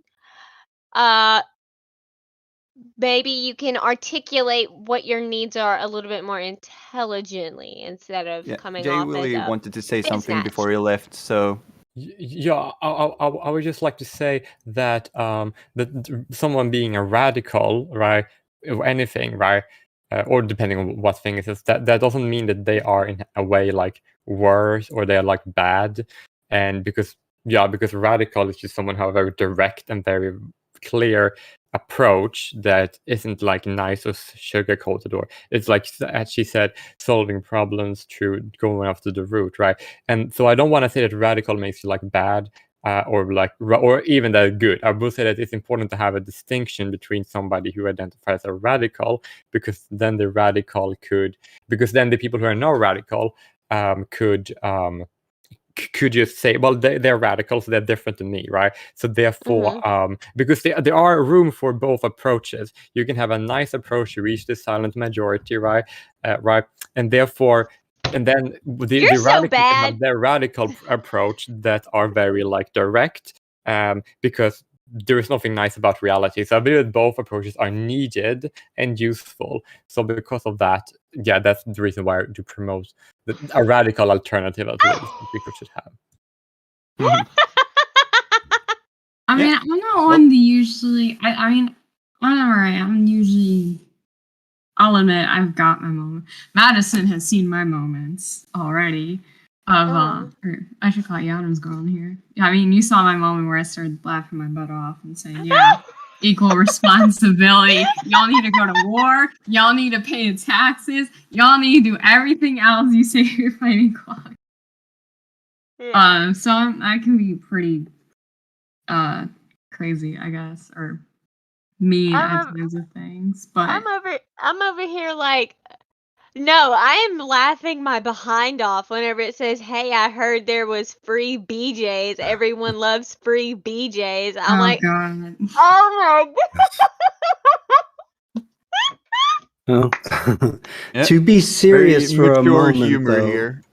Yeah, to be serious for a moment, though, and speaking of radicalism and being over the top, is, like, Paul is a good example, just because, so much of it was so performative, meaning that he was putting that on to get that attention. But anybody that's watched his interview with Cassie J in the movie The Red Pill gets a clearer picture of, what kind of guy he really is and where he comes from and why he's willing to do what he's willing to do. I myself would not have done it quite that way, but I wasn't him, and I wasn't in the fix that he was in when he got active. But one Right. thing about a guy like him, he started out his journey to awareness by being an addictions counselor and finding out, just how corrupt and I don't know how you would even say it. Yeah, corrupt that industry is, and it made him angry, right?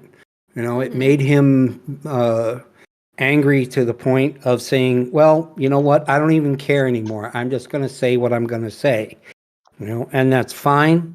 But at the end of the day, when, it's time to sit down and talk, I myself don't want to hand the negotiations over to someone else to speak on my behalf, mostly because, like I said, I don't want to come off as only angry. I can tell people that I'm angry, but, I can also be the Absolutely. same one to point out that there is a better way, Absolutely. You can absolutely say 100% that you're angry, but here's the thing. You can say that you're angry without being, hostile, I guess I would say, about it. Yeah, I mean, you can, and that's the thing when we debate people, and we talk about issues here in this chat and stuff, is we have people who are angry, but we know how to compose ourselves. And we keep composing ourselves, and people have been talking about, oh, the MRM needs to get more aggressive. You need to show off that anger. You need to show off your anger in a format in which you compose yourself and make yourself look more mature and the bigger person. You can't just go screaming things. You have to think it through. It has to be strategical anger, basically, is the way you have to put it. And so then when we argue, I know a lot of people go on there and they're like, oh, you see some of these MRAs who are coming out here and they're just screaming, they're questioning feminism and stuff. And it's like, well, there needs to be a certain amount of questioning, criticizing, and there also needs to be a certain amount of proving our points and talking about it, and then just civil discussion. Because here's the thing, whenever you go to talk about a certain issue, it's the same thing with like people who are in religion. If I'm a religious person and I go in there and they have this certain belief system, I have a right to question why you believe this way. It's called using my brain, developing critical thinking skills, so that way I can see where they're coming from, so that way I don't automatically assume that they're being, hateful or something. Yeah. That's a good point. It's the same with politics. It's the same with everything, really. Yeah. If you're in a movement, really, you should open yourselves up to criticism the way the men's rights movement Yeah, if does. you're going to be a pastor, you have to be willing and open to be able to eat from anyone. I am just saying. And Is anyone else hearing like a lot of static on her line, or is it just me? Oh, sorry. I'm currently packing for a trip. My sister's getting married this weekend, so. Oh, congrats! Also known as I had to deal with her crazy bridesmaids 3000. Well, you took one for the team. Yeah. Yeah, my sister is just like, I am so glad that you're here today. And I'm like, you're welcome. She was like, because I don't know what I'm going to do with these girls. I know that they're my friends and I love them, but I'm glad that you're here. You're my sister. And I'm like, okay, thank you. But quick question. Is there an open bar at the rehearsal dinner too? she's like, yeah, good. Yeah. No. What you want is the free BJs. Oh man. Oh yeah. Because in order for me, my very cruel and small solution to this is just elope. It's too much. Family and friends are too much to deal with. Yeah, like she's funny. She's freaking funny, y'all. My sister's freaking hilarious. But then again, like I have a very different sense of humor than she does. Like hers is more dry, and mine is more crude Formative, and dark. it sounds. Huh? I'd say performative based on what you've told us about what kind of jokes you pull. Yeah. I like the entire time she was at her bachelorette party. Her little bachelorette trip, I was making like dirty jokes the whole time. Oh, you? There. Yeah, me. Oh my! I could never have imagined. Like the whole time, and she was over there. My sister's over there like, Madison, I swear to God, if you tell another dirty joke, I'm going to hurt you. I was like, no, you're not. No, you're not. It's a bachelorette trip. You're getting it. I'm sorry. Yeah. I was wondering where you got all these jokes up, but I think you're just pulling them out of your ass. Yeah. Dystopia, let me introduce you to the internet. Yeah. Yeah. They're out there. I was pulling them. Yeah, I was What? pulling a lot of them out. Like I did one where I was like, "Hey, what's a virgin on a waterbed?" And she was like, "What?" I was like, "A cherry float." She was like, "Shut up, Madison." That's edging into dad joke territory. Yeah. Yeah. Well, I was Yeah. telling dirty dad jokes the whole time because she knows that My those are my goodness. favorite. Yeah. And Well, Adam's girl, when the bridesmaids get to be too much, send them to me because you know where I stand on marriage. oh, And tell them I fixed that. You know. all I gotta say is, like, for me, I was the type of girl, and this is probably why I ended up getting married first out of the two of us, out of like my sister, because it's just her, it's just me and her and my two brothers. So, like, I think the reason why is because I didn't care. I didn't care if I got married. I was like, if I die alone, I die alone. Fuck it, I don't care. Like, I mean, the sad thing too, like, again, as I said, my clothing, I think the sad thing is too, going back to our topic, but connecting to your bridesmaid. At least in my, God, this is gonna be maybe a bit cheesy, but like the few shows I watch that are like bridal, it always seems the bridesmaids are attacking each other. There's always some sort of grudge between somebody. It's like they already like. I don't want to say they're hateful towards men, but like some of them do have an attitude against guys. But then on top of that, they're all hateful towards each other. It's like ridiculous. yeah, like women, we are more hateful toward. I have learned now in life we are way more hateful towards each other than we are towards men sometimes. No, we are. They talk about guys being more aggressive, and I guess I can see in some ways. But I swear to God, I went to high school, and there were so many people. Well, I graduated high school like 2 years ago, but whatever the case, I went to high school, and the majority of fights were always women. Whether it was in the bathroom, the locker room, the hallway. Yeah, like there was this always one between guy. the girls. Yeah, And when the guys fighted, it was usually started by a woman saying, "Oh, this guy did something to me." Or they were just like, "Hey, you had sex with my girlfriend. Now I'm gonna kick your ass." Like, yeah, Well, that sort of thing. most of the fights I've had with my male friends have usually been like. Sometimes we don't even get to the punching stage before we start forgiving each other or making fun of each other. Like I had Or a friend. like, We were working on a project at my computer, and we started arguing about something. He picked up my keyboard and just threw it into the air. And less than 5 seconds later, we were both laughing about it because like it looked so silly. mhm. So like that's the largest fight I've ever had with someone because he was stumping away. He sat down and his chair, like almost jumping onto it. He was so angry, and then 5 seconds later, neither of us could hold our laughing. We were just laughing about it. And honestly, I think this is just my opinion. Take it or leave it. Like I've noticed that like girls, when we make a joke, we mean that crap. When we make a joke that is meant to roast somebody, essentially, we mean that crap. Guys, they don't. That's true. That's true. They don't. They're just talking major shit. Guys talk shit when we make a joke. Oh no. In Detroit, that's called a joke on the square, and that means that we serious. Yeah. We're serious about that. Yeah, you for make sure. that kind of joke in Chicago, you're just What's dead. up, Rocco? Hey, I have some Hey. news to tell y'all.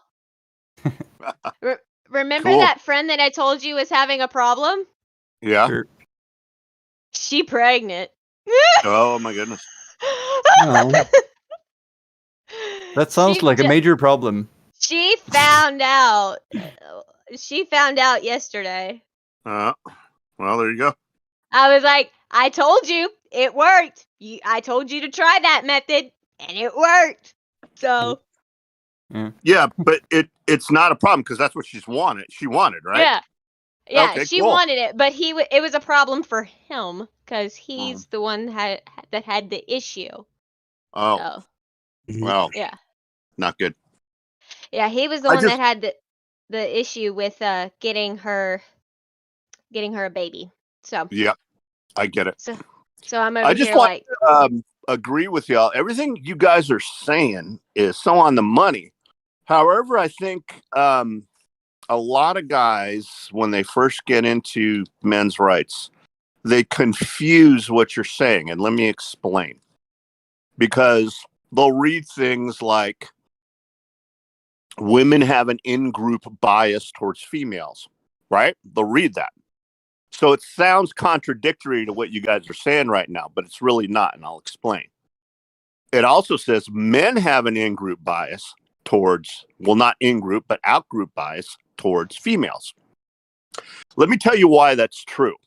And I'm going to make a statement because you guys were kind of making stereotypical statements. So I think we understand we're not talking about everybody. yeah. But there's a saying, and it'll kind of encapsulate what I think is being said here, and take it with a grain of salt because it is talking about the general stereotype. But, you know, there's a kernel of truth in it. So the saying is, women can't stand each other individually, but they stick together as a group.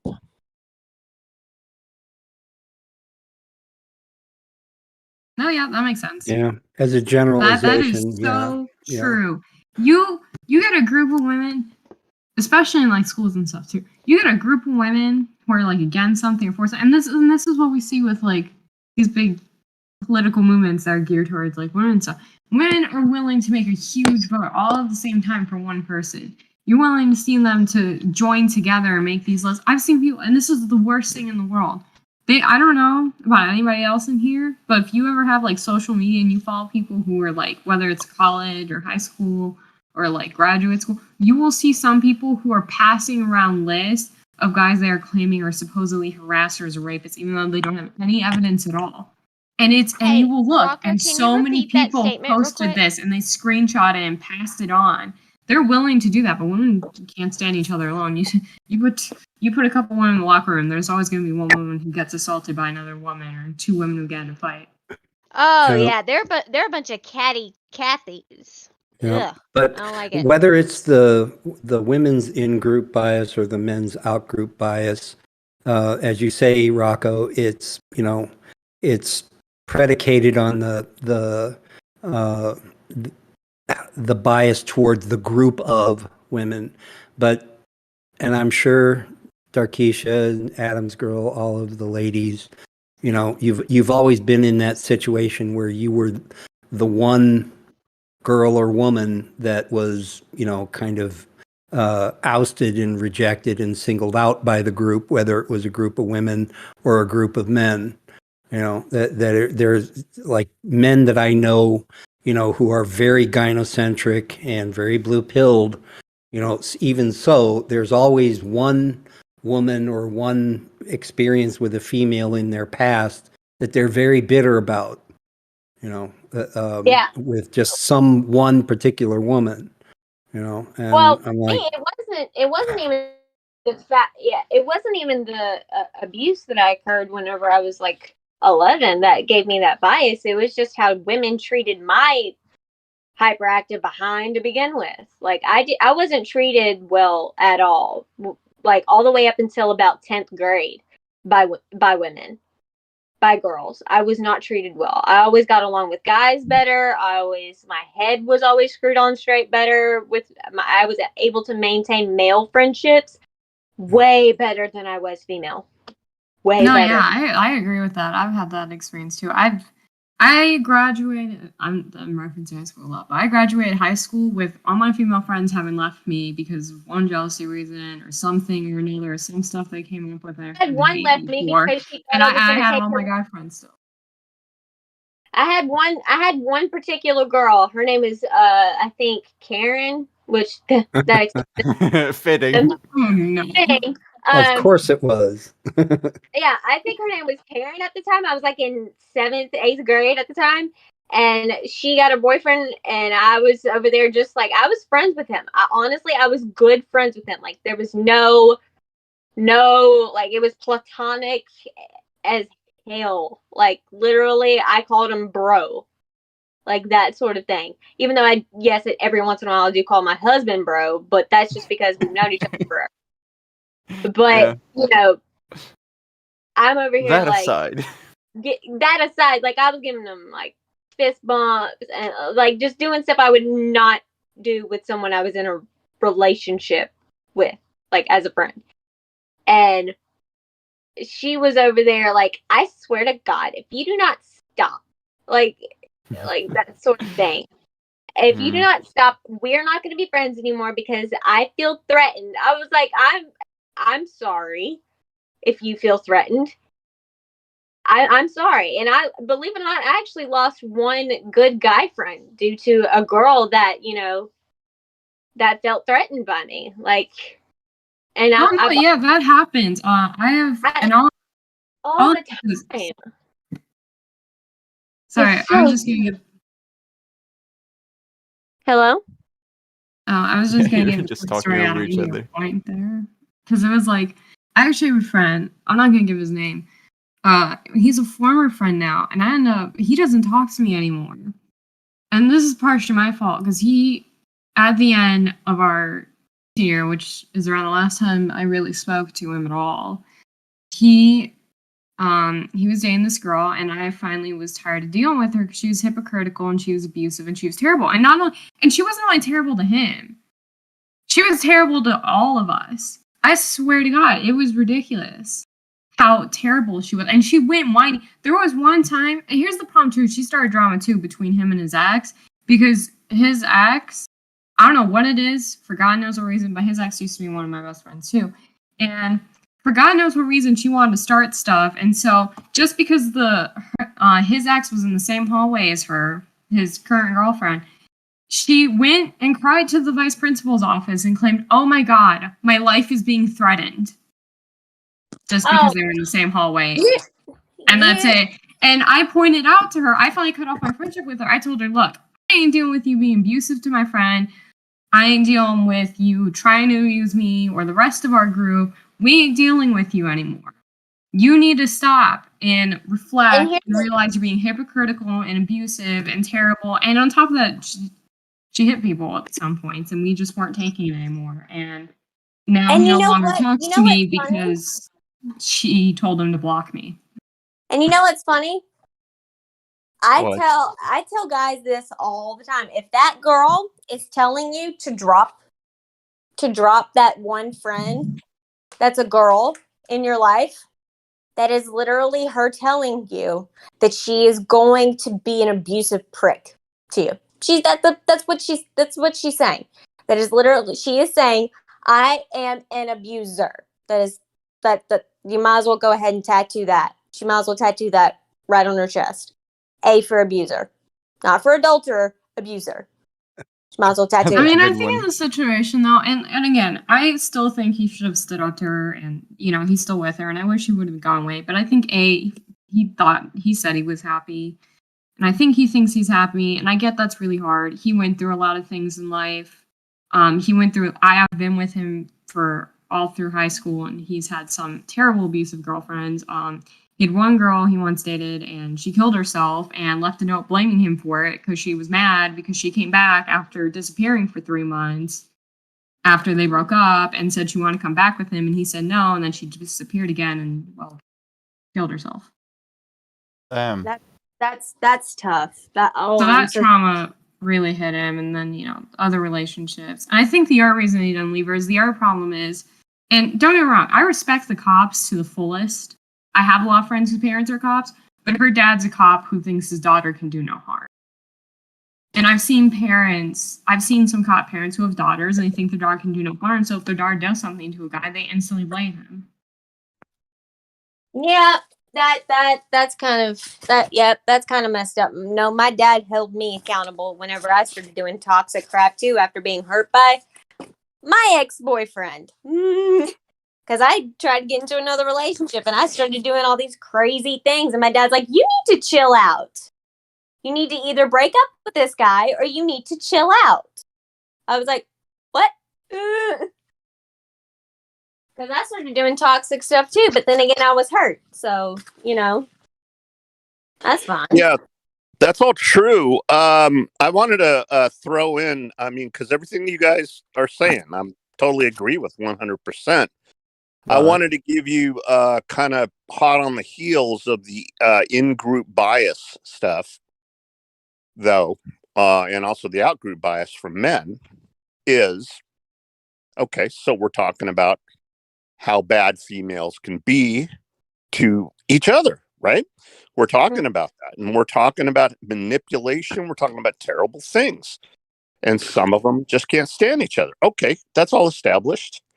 However, a huge example of in-group bias is the whole kangaroo courts in college, where young men are being basically railroaded in the star chamber to where they really don't have any evidence that this guy committed any type of any kind of sexual misconduct.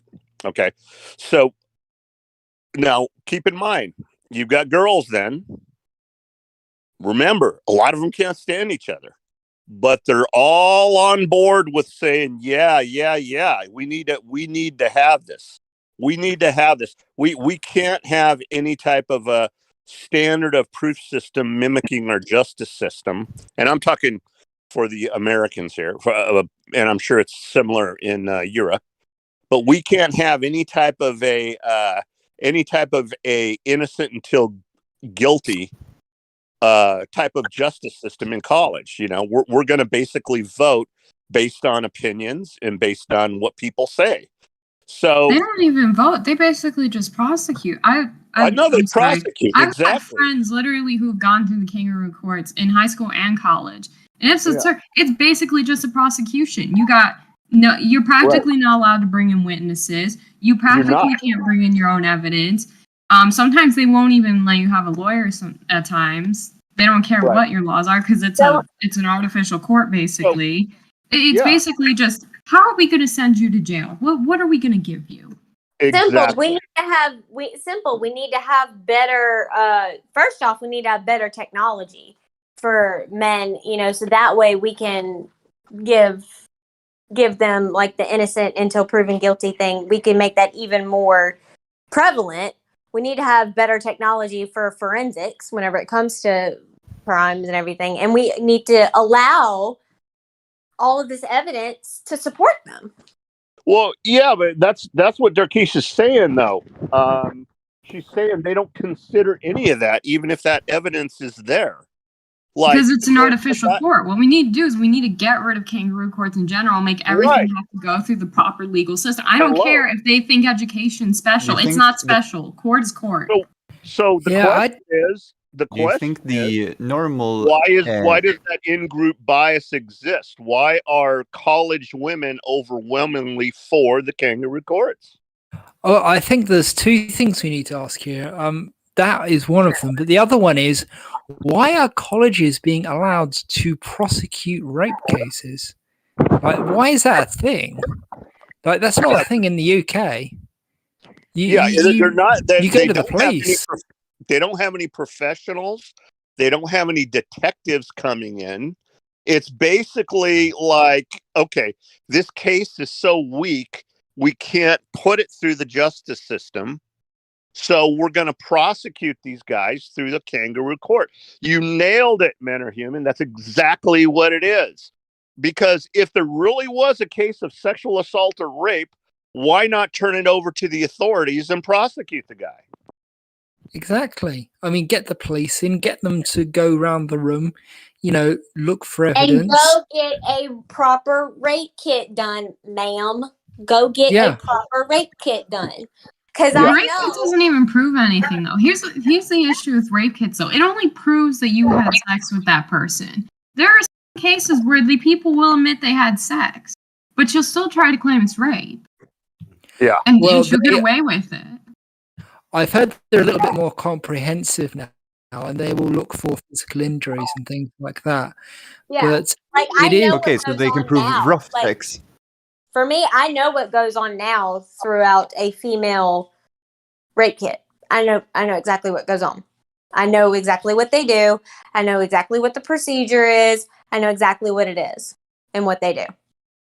I can tell would you you. like to go through it with us? I can Okay. tell you from some of my girlfriends, and I'm not going to get graphic here, but and this is kind of going along the lines of what Dr. Dystopia was saying, that a lot of times I would be with a girl, and she wouldn't be moist, and she would say, keep trying, let's go. I do really want to have sex. You're not hurting me, but there's definitely friction and some pain involved in that, and I'm sure there's signs of There's vaginal rubbing. tissue. You're There's right, exactly. there's So vaginal tissue that tears up. Okay, right, so that can I that basically by tell you what itself, goes on? Can I tell you? yes, absolutely. Okay, so what they first do whenever they go in is before they, take any, evidence, like physical evidence to forensics, what they do is they take pictures. They take pictures first, so that way, just in case, there was like beatings involved, or Right. you got your ass beat or whatever. That's what they do. They go in, they take pictures. Then they go in and they basically you have to give a statement. They take pictures, statement, and then what they also do is they have to give you a pap smear. They give you a very, very invasive pap smear. It's possibly one of the most invasive pap smears ever, because they have to get all the evidence that they can. Then they take a Q-tip and then they go up underneath your fingernails into different crevices of your body to get the evidence that they need to, so that way they can send it to forensics to go get the rape kit done. And then on top of that, after they send it off to forensics, it sits there for like 2 to 3 weeks. It sits there for like 2 to 3 weeks, which honestly, that's just stupid. We need to be more proactive whenever it comes to getting these things pumped out. If we're gonna do all these things, if we're gonna have a proper thing, they go up underneath your fingernails, they go up underneath, your toenails, the back of your kneecaps, your hair. They also get samples of your hair, as well. They go everywhere. I mean, you are getting it. It's Yeah, just they're trying to check for signs of overt force, which is what they should be doing. I agree 100%. Yeah, and so they check for. They also go in. They also do virginity testing. They also do virginity testing just in case it was the woman's first time and it wasn't consensual and all that, just in case, just to check if she was a virgin. But honestly, I think that's more traumatizing. Don't be doing that. Just go in there, get what you need to get, and get out. And then on top of that, they give them like a pair. They give them underwear to wear, and then they give them like clothes. And the clothing that they give them when that happens is honestly, it's shameful. Worse than the rape? The Sorry. clothes that they give them it's quite appalling. It makes me want to cry. The clothes that they give to those girls. Could you show us? Because they're not cute. They're not cute, and they're not pretty, and it just no, I'm not gonna show, because I don't have any currently Fair enough. now. But I meant like Google image sort of thing. well, I can't right now because I'm on my phone. But yeah, the clothes that they give are just absolutely appalling. I mean, they give them like sweatpants and a t-shirt, and then they give them like granny panties, and they don't. and like super unattractive, like just they're not very Does caring, I everyone guess. come in there nude since they're getting so much clothes? Yeah. Yeah, bad joke. Well, Sorry. when you go to, I wish you wouldn't joke about it. When you go to the police station, when you've got like any kind of potential DNA evidence on you, they tend to take your clothes in order to test them. I've had this done to me with t-shirts that was covered in blood. No. They cut it up. They they test it, find the DNA, stuff like that, and it's all evidence that they use. It might be your DNA, it might be a perpetrator's DNA, Okay. it might be some random person's DNA who you're trying to frame. It's all this. That's what they're trying to determine through their tests and things like And that. here's the thing, Yeah, like yeah. I didn't even think about that angle. All I thought about, like, okay, I Yeah. get, like maybe they get some special underwear for some, like that has to do with the testing. Yeah, I didn't even think about the angle of them using clothes as evidence. Yeah, because there has to be like evidence, like he said, there has to be his DNA that goes on the clothing as well, and also that could also present the case further of overt force with the clothing as well, because if there's tears or tatters, that's a big sign as well. There's like tears in the seams. Okay. So Yeah. One I get that, interesting though. thing. Go ahead. I was just going to say, one interesting thing is I've never, ever heard of a rape kit being used on a man, or even if it's possible to get one done on a man. it is. Mm. They take a Q-tip and they shove it in a place that's not fun. And they Yeah. basically I do would this. guess that it's basically the same, like checking every crevice of the body. Yeah. They even Yeah. like for guys, they'll go up the booty hole too. Okay. Yeah. So I definitely I'm a little too. They don't do that for women. They don't. I'm asking you since you said, well, you made it sound distinct from how they do it to women. They basically, I mean, it's equal. It's like fair. Yeah. Like it's Okay. fair. Yeah. It's I thought. Yeah. Yeah. Yeah, it's Sorry. fair, it's equal, but like they just I will say the approaches of how they do these things is like super annoying Yeah. to me. But back to that, we're talking about an official investigation. Back to what Darkisha and I were saying about the kangaroo courts in college, it's automatically just prosecuted with no standard of proof. And, obviously, Men Are Human was, horrified by that. We don't do that in the UK. Well, it's done in the US, in the colleges here. And that's the issue, is that no proof is presented, even if there's proof that, hey, she's just being vindictive. Okay. Like, for example, say you have a series of texts on your phone and she's saying, oh, I want to see you so bad. I want to meet you. Da, da, da, da, da. And then the day And by comes. the way, I like it rough. Yeah. Or something like that, but it doesn't even have to be like that. And then after the alleged rape, she's immediately texting back, oh, baby, I want to see you so bad. That was so awesome. Let's do this. Let's do this. And then he'll show a pattern of rejection, like, Stephanie, whatever her name is, I really like you, but I mean, you're really wanting a relationship right now, and I'm not ready for that. Then the tone after that of her texts will change after he said that. He can have all that on his damn phone, and they won't even look at that in the kangaroo courts. Not at all. Not at all. It is an absolute. It's an absolute nightmare. Yeah. It's a nightmare.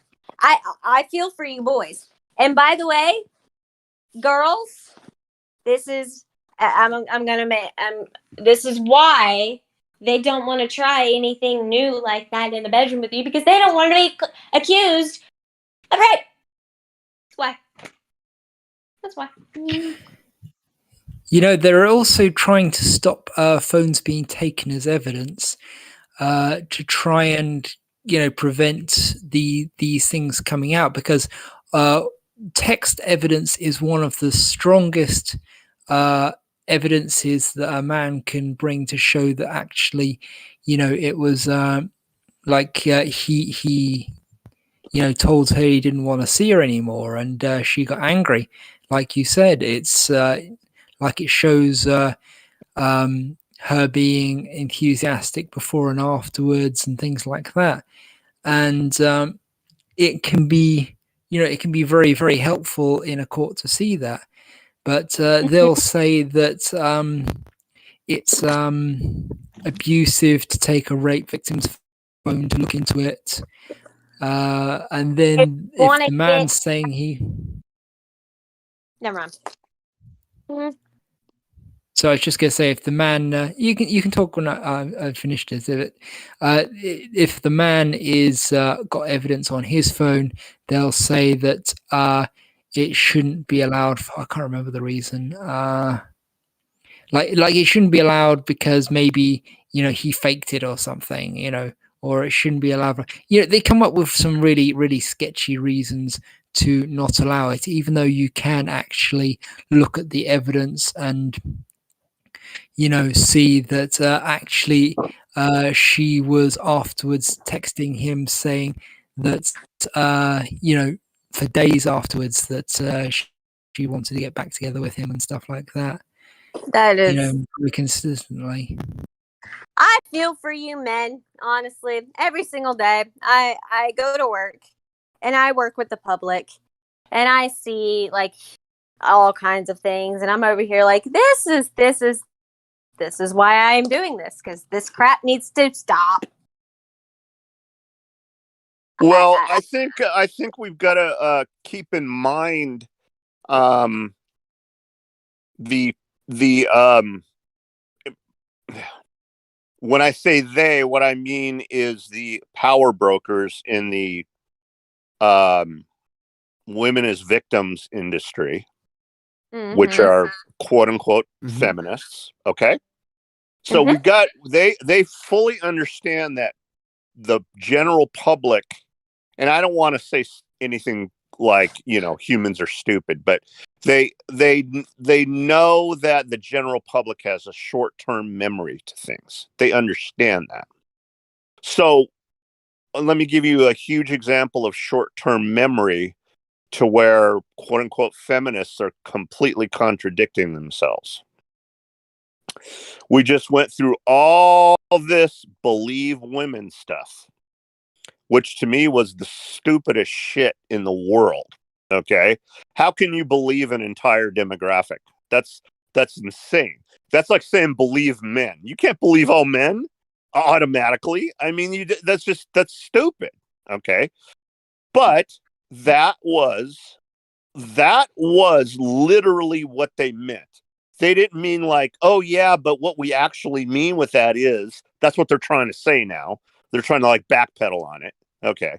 So it's bullshit, because that's not what they meant. They meant it literally. Believe women. Okay. So we went through all that stuff. We went through a justice being tried for that. I'm not a Republican and I'm not a conservative, but I don't give a shit about that. He was still brought up over accusations that he basically put his hands on this woman over 25 years ago. Okay. And that just came up out of the blue. So, okay, fine. You should listen to her story. I'm not saying she's lying, but the attitude was, oh, she's telling the truth. We know she's telling the truth. He must have done it. And I'm like, that is so insane. Okay. So we go through all that. Now, all of a sudden, there's all of these videos of these quote unquote Karens lying on the videos. They're lying on the videos, and a lot of them are trying to get black men in trouble. Okay. So then I point to the people, and I have some people in my community who did that believe women crap. I go, how are you explaining? Because now all of a sudden you're against Karens, lying Karens. How do you compromise your position before? And now all of a sudden you're admitting some women do lie. See, that's a total mind fuck, and people are letting them get away with it. Nobody's calling them because the media is so SJW feminist friendly. Nobody in the media will say, well, wait a minute. Here's what you did before. Now all of a sudden you're saying, oh yeah, Karens do lie. They do falsely accuse. Which one fucking is it? Okay, make up your minds. Nobody calls them on that. And that is their terrible power. Their power is they can say black is white and up is down, and nobody will question them. Go ahead. I think that you should go to jail for this crap. Honestly, I think you should go to jail. I agree. I think not just jail for like a year. Jail for more than like a year, because they have a girl they put in jail for, and they only put her for like a year, plus they gave her bail. I think that you should go to jail for at least 3 years. Minimum. 3 to 5 years. Oh, minimum. Yeah, for sure. Yeah. 3 to 5 years minimum. And here's the thing. And I think it should be I think it should be 10 years. 10. Yeah. For if you film it. Because women do that too, and put it on their OnlyFans account. Yep. So I think it'd be 10 years if you decide to do that bullshit. Well, I think we're talking about two things. First of all, you have the very worst case scenario, which is where the guy gets imprisoned for several years. Then he's let out, and then the woman finally admits, okay, I'm sorry, I lied. She gets such a light sentence, if anything, for that. First of all, that's the one to where should be like, okay, you know what? He spent this many years in prison. You need to spend a minimum of that many years in prison. Plus, you got to pay fines for the rest of your flipping life once you get out. Okay, they need to make it even more so. The fact that he spent any time in prison, like the guy that almost had his football career ruined, and on top of it, this woman got like settlement money. Yeah, she got a year and like I think like 10,000. I think at most was like. Nope, yeah, I think it's what her bail was. Crazy. But I think it should have been longer. I think it should have been like 10 years. 10, Yeah. 12. 10, and But she I'm had to talking have like about an even the ones- unbelievably high bail. They shouldn't have given her something she could actually pay. Not They should do what they exactly. do to guys. Yes, exactly. But I think even at the stage, I gotta go. just say, See ya. all right, take it easy. But just even at the stage of, let's say we got a Karen on video lying to get a man in trouble, and she gets caught. I don't think she should get a slap on the wrist for that. Just because she got caught and the guy didn't go to prison, I think she needs to do some time for that shit. Stop it right there. You got caught trying to get a guy in trouble for sexual assault, false sexual assault or rape. Lady, you need to do some penance for that. I'm sorry. A slap on the wrist or probation, time served is not going to do it. Yeah. It is. No. And here's the thing, like, how are we supposed to be equal rights if we're not willing to punish those like harshly for like this is what honestly this is infuriating. Yeah. I'm like one of the equal rights people. I'm like, I want to do it. I'm an MRA. I'm like equal rights under the law. Let's do it. I'm there. Let's go. Let's do it. Let's do it for real. Let's do it for real. Let's not have this let's not have this wink, wink, nudge, nudge. Men saying like, how men, men are being the men that are part of the problem saying, oh, hey, wink, wink, nudge, nudge. Yeah, we want to give you guys equal rights. Yeah. But every time you play damsel in distress, I'm going to be on your side. That's not equal rights. That's favoritism. No. Okay. And here's the thing: I'm a pro-life egalitarian. So that can be true. That can be a fair statement. I'm a pro-life egalitarian. Okay. Because it can't be equal. Like for me, my stance on that, and feel free to disagree, but my stance on that is, how can we be equal rights when children aren't given the right to live while they're in the womb?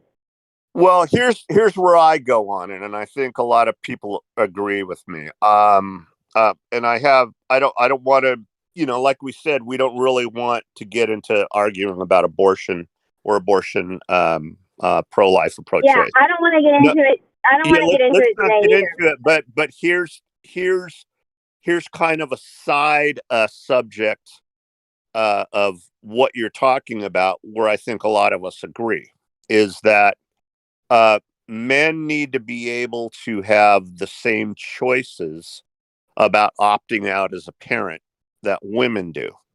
Okay. We currently do not have a choice in the matter. If, she chooses to abort the baby, we can't say, listen, I want to have a say in this. Okay. We also don't have a say in whether she wants to keep the pregnancy secret and give the baby to other people. We don't have anything like that. We don't have anything as far as any say on which way we can go. It's determined by the woman. So we should have those choices. So she has the right, and I agree, she should have the right to be able to abort the baby, abort the fetus. She also has the right to give it up for adoption. She has other rights of ways she can opt out too. Okay. So men need to have those rights to be able to opt out. It can't be all her choice. Okay, I'm choosing to keep the baby, therefore I'm also choosing to make this guy pay child support, even though he doesn't want to be the dad. I'm going to make him pay that. Men don't have any rights like that. We don't get to opt out. We need to be able to have those same opt-out options. Okay. And me personally, if I knew I had a kid out there, I would volunteer automatically, because that's the way I am with my children. If personally I knew I had a child, that's not what I would want to do. I would not want to opt out. I'd fight to be a part of that child's life, actually. I wouldn't want to just pay child support. But that's me. Okay. And me doesn't encompass manhood, the rest of men. So if we're going to have several ways that a woman can opt out of being a mother to that child, we need to give that same to the father. That's equal rights right there. Well, I hate to cut this off, guys. It's been a great Friday chat. We are going to end it here for the day. Thank you, everyone, for coming. Thank you, everyone, for talking. It's always amazing to hear what you guys have to say at this Friday talk. We will be here next week, 5:30 UK time, 11:30 Central American time. If you have recommendations for a topic you would like us to speak on, or any specific genre of things, you can always message Men Are Human, Blue Orange, or myself. Once again, thank you all for coming, and good day, good night, good morning, good afternoon.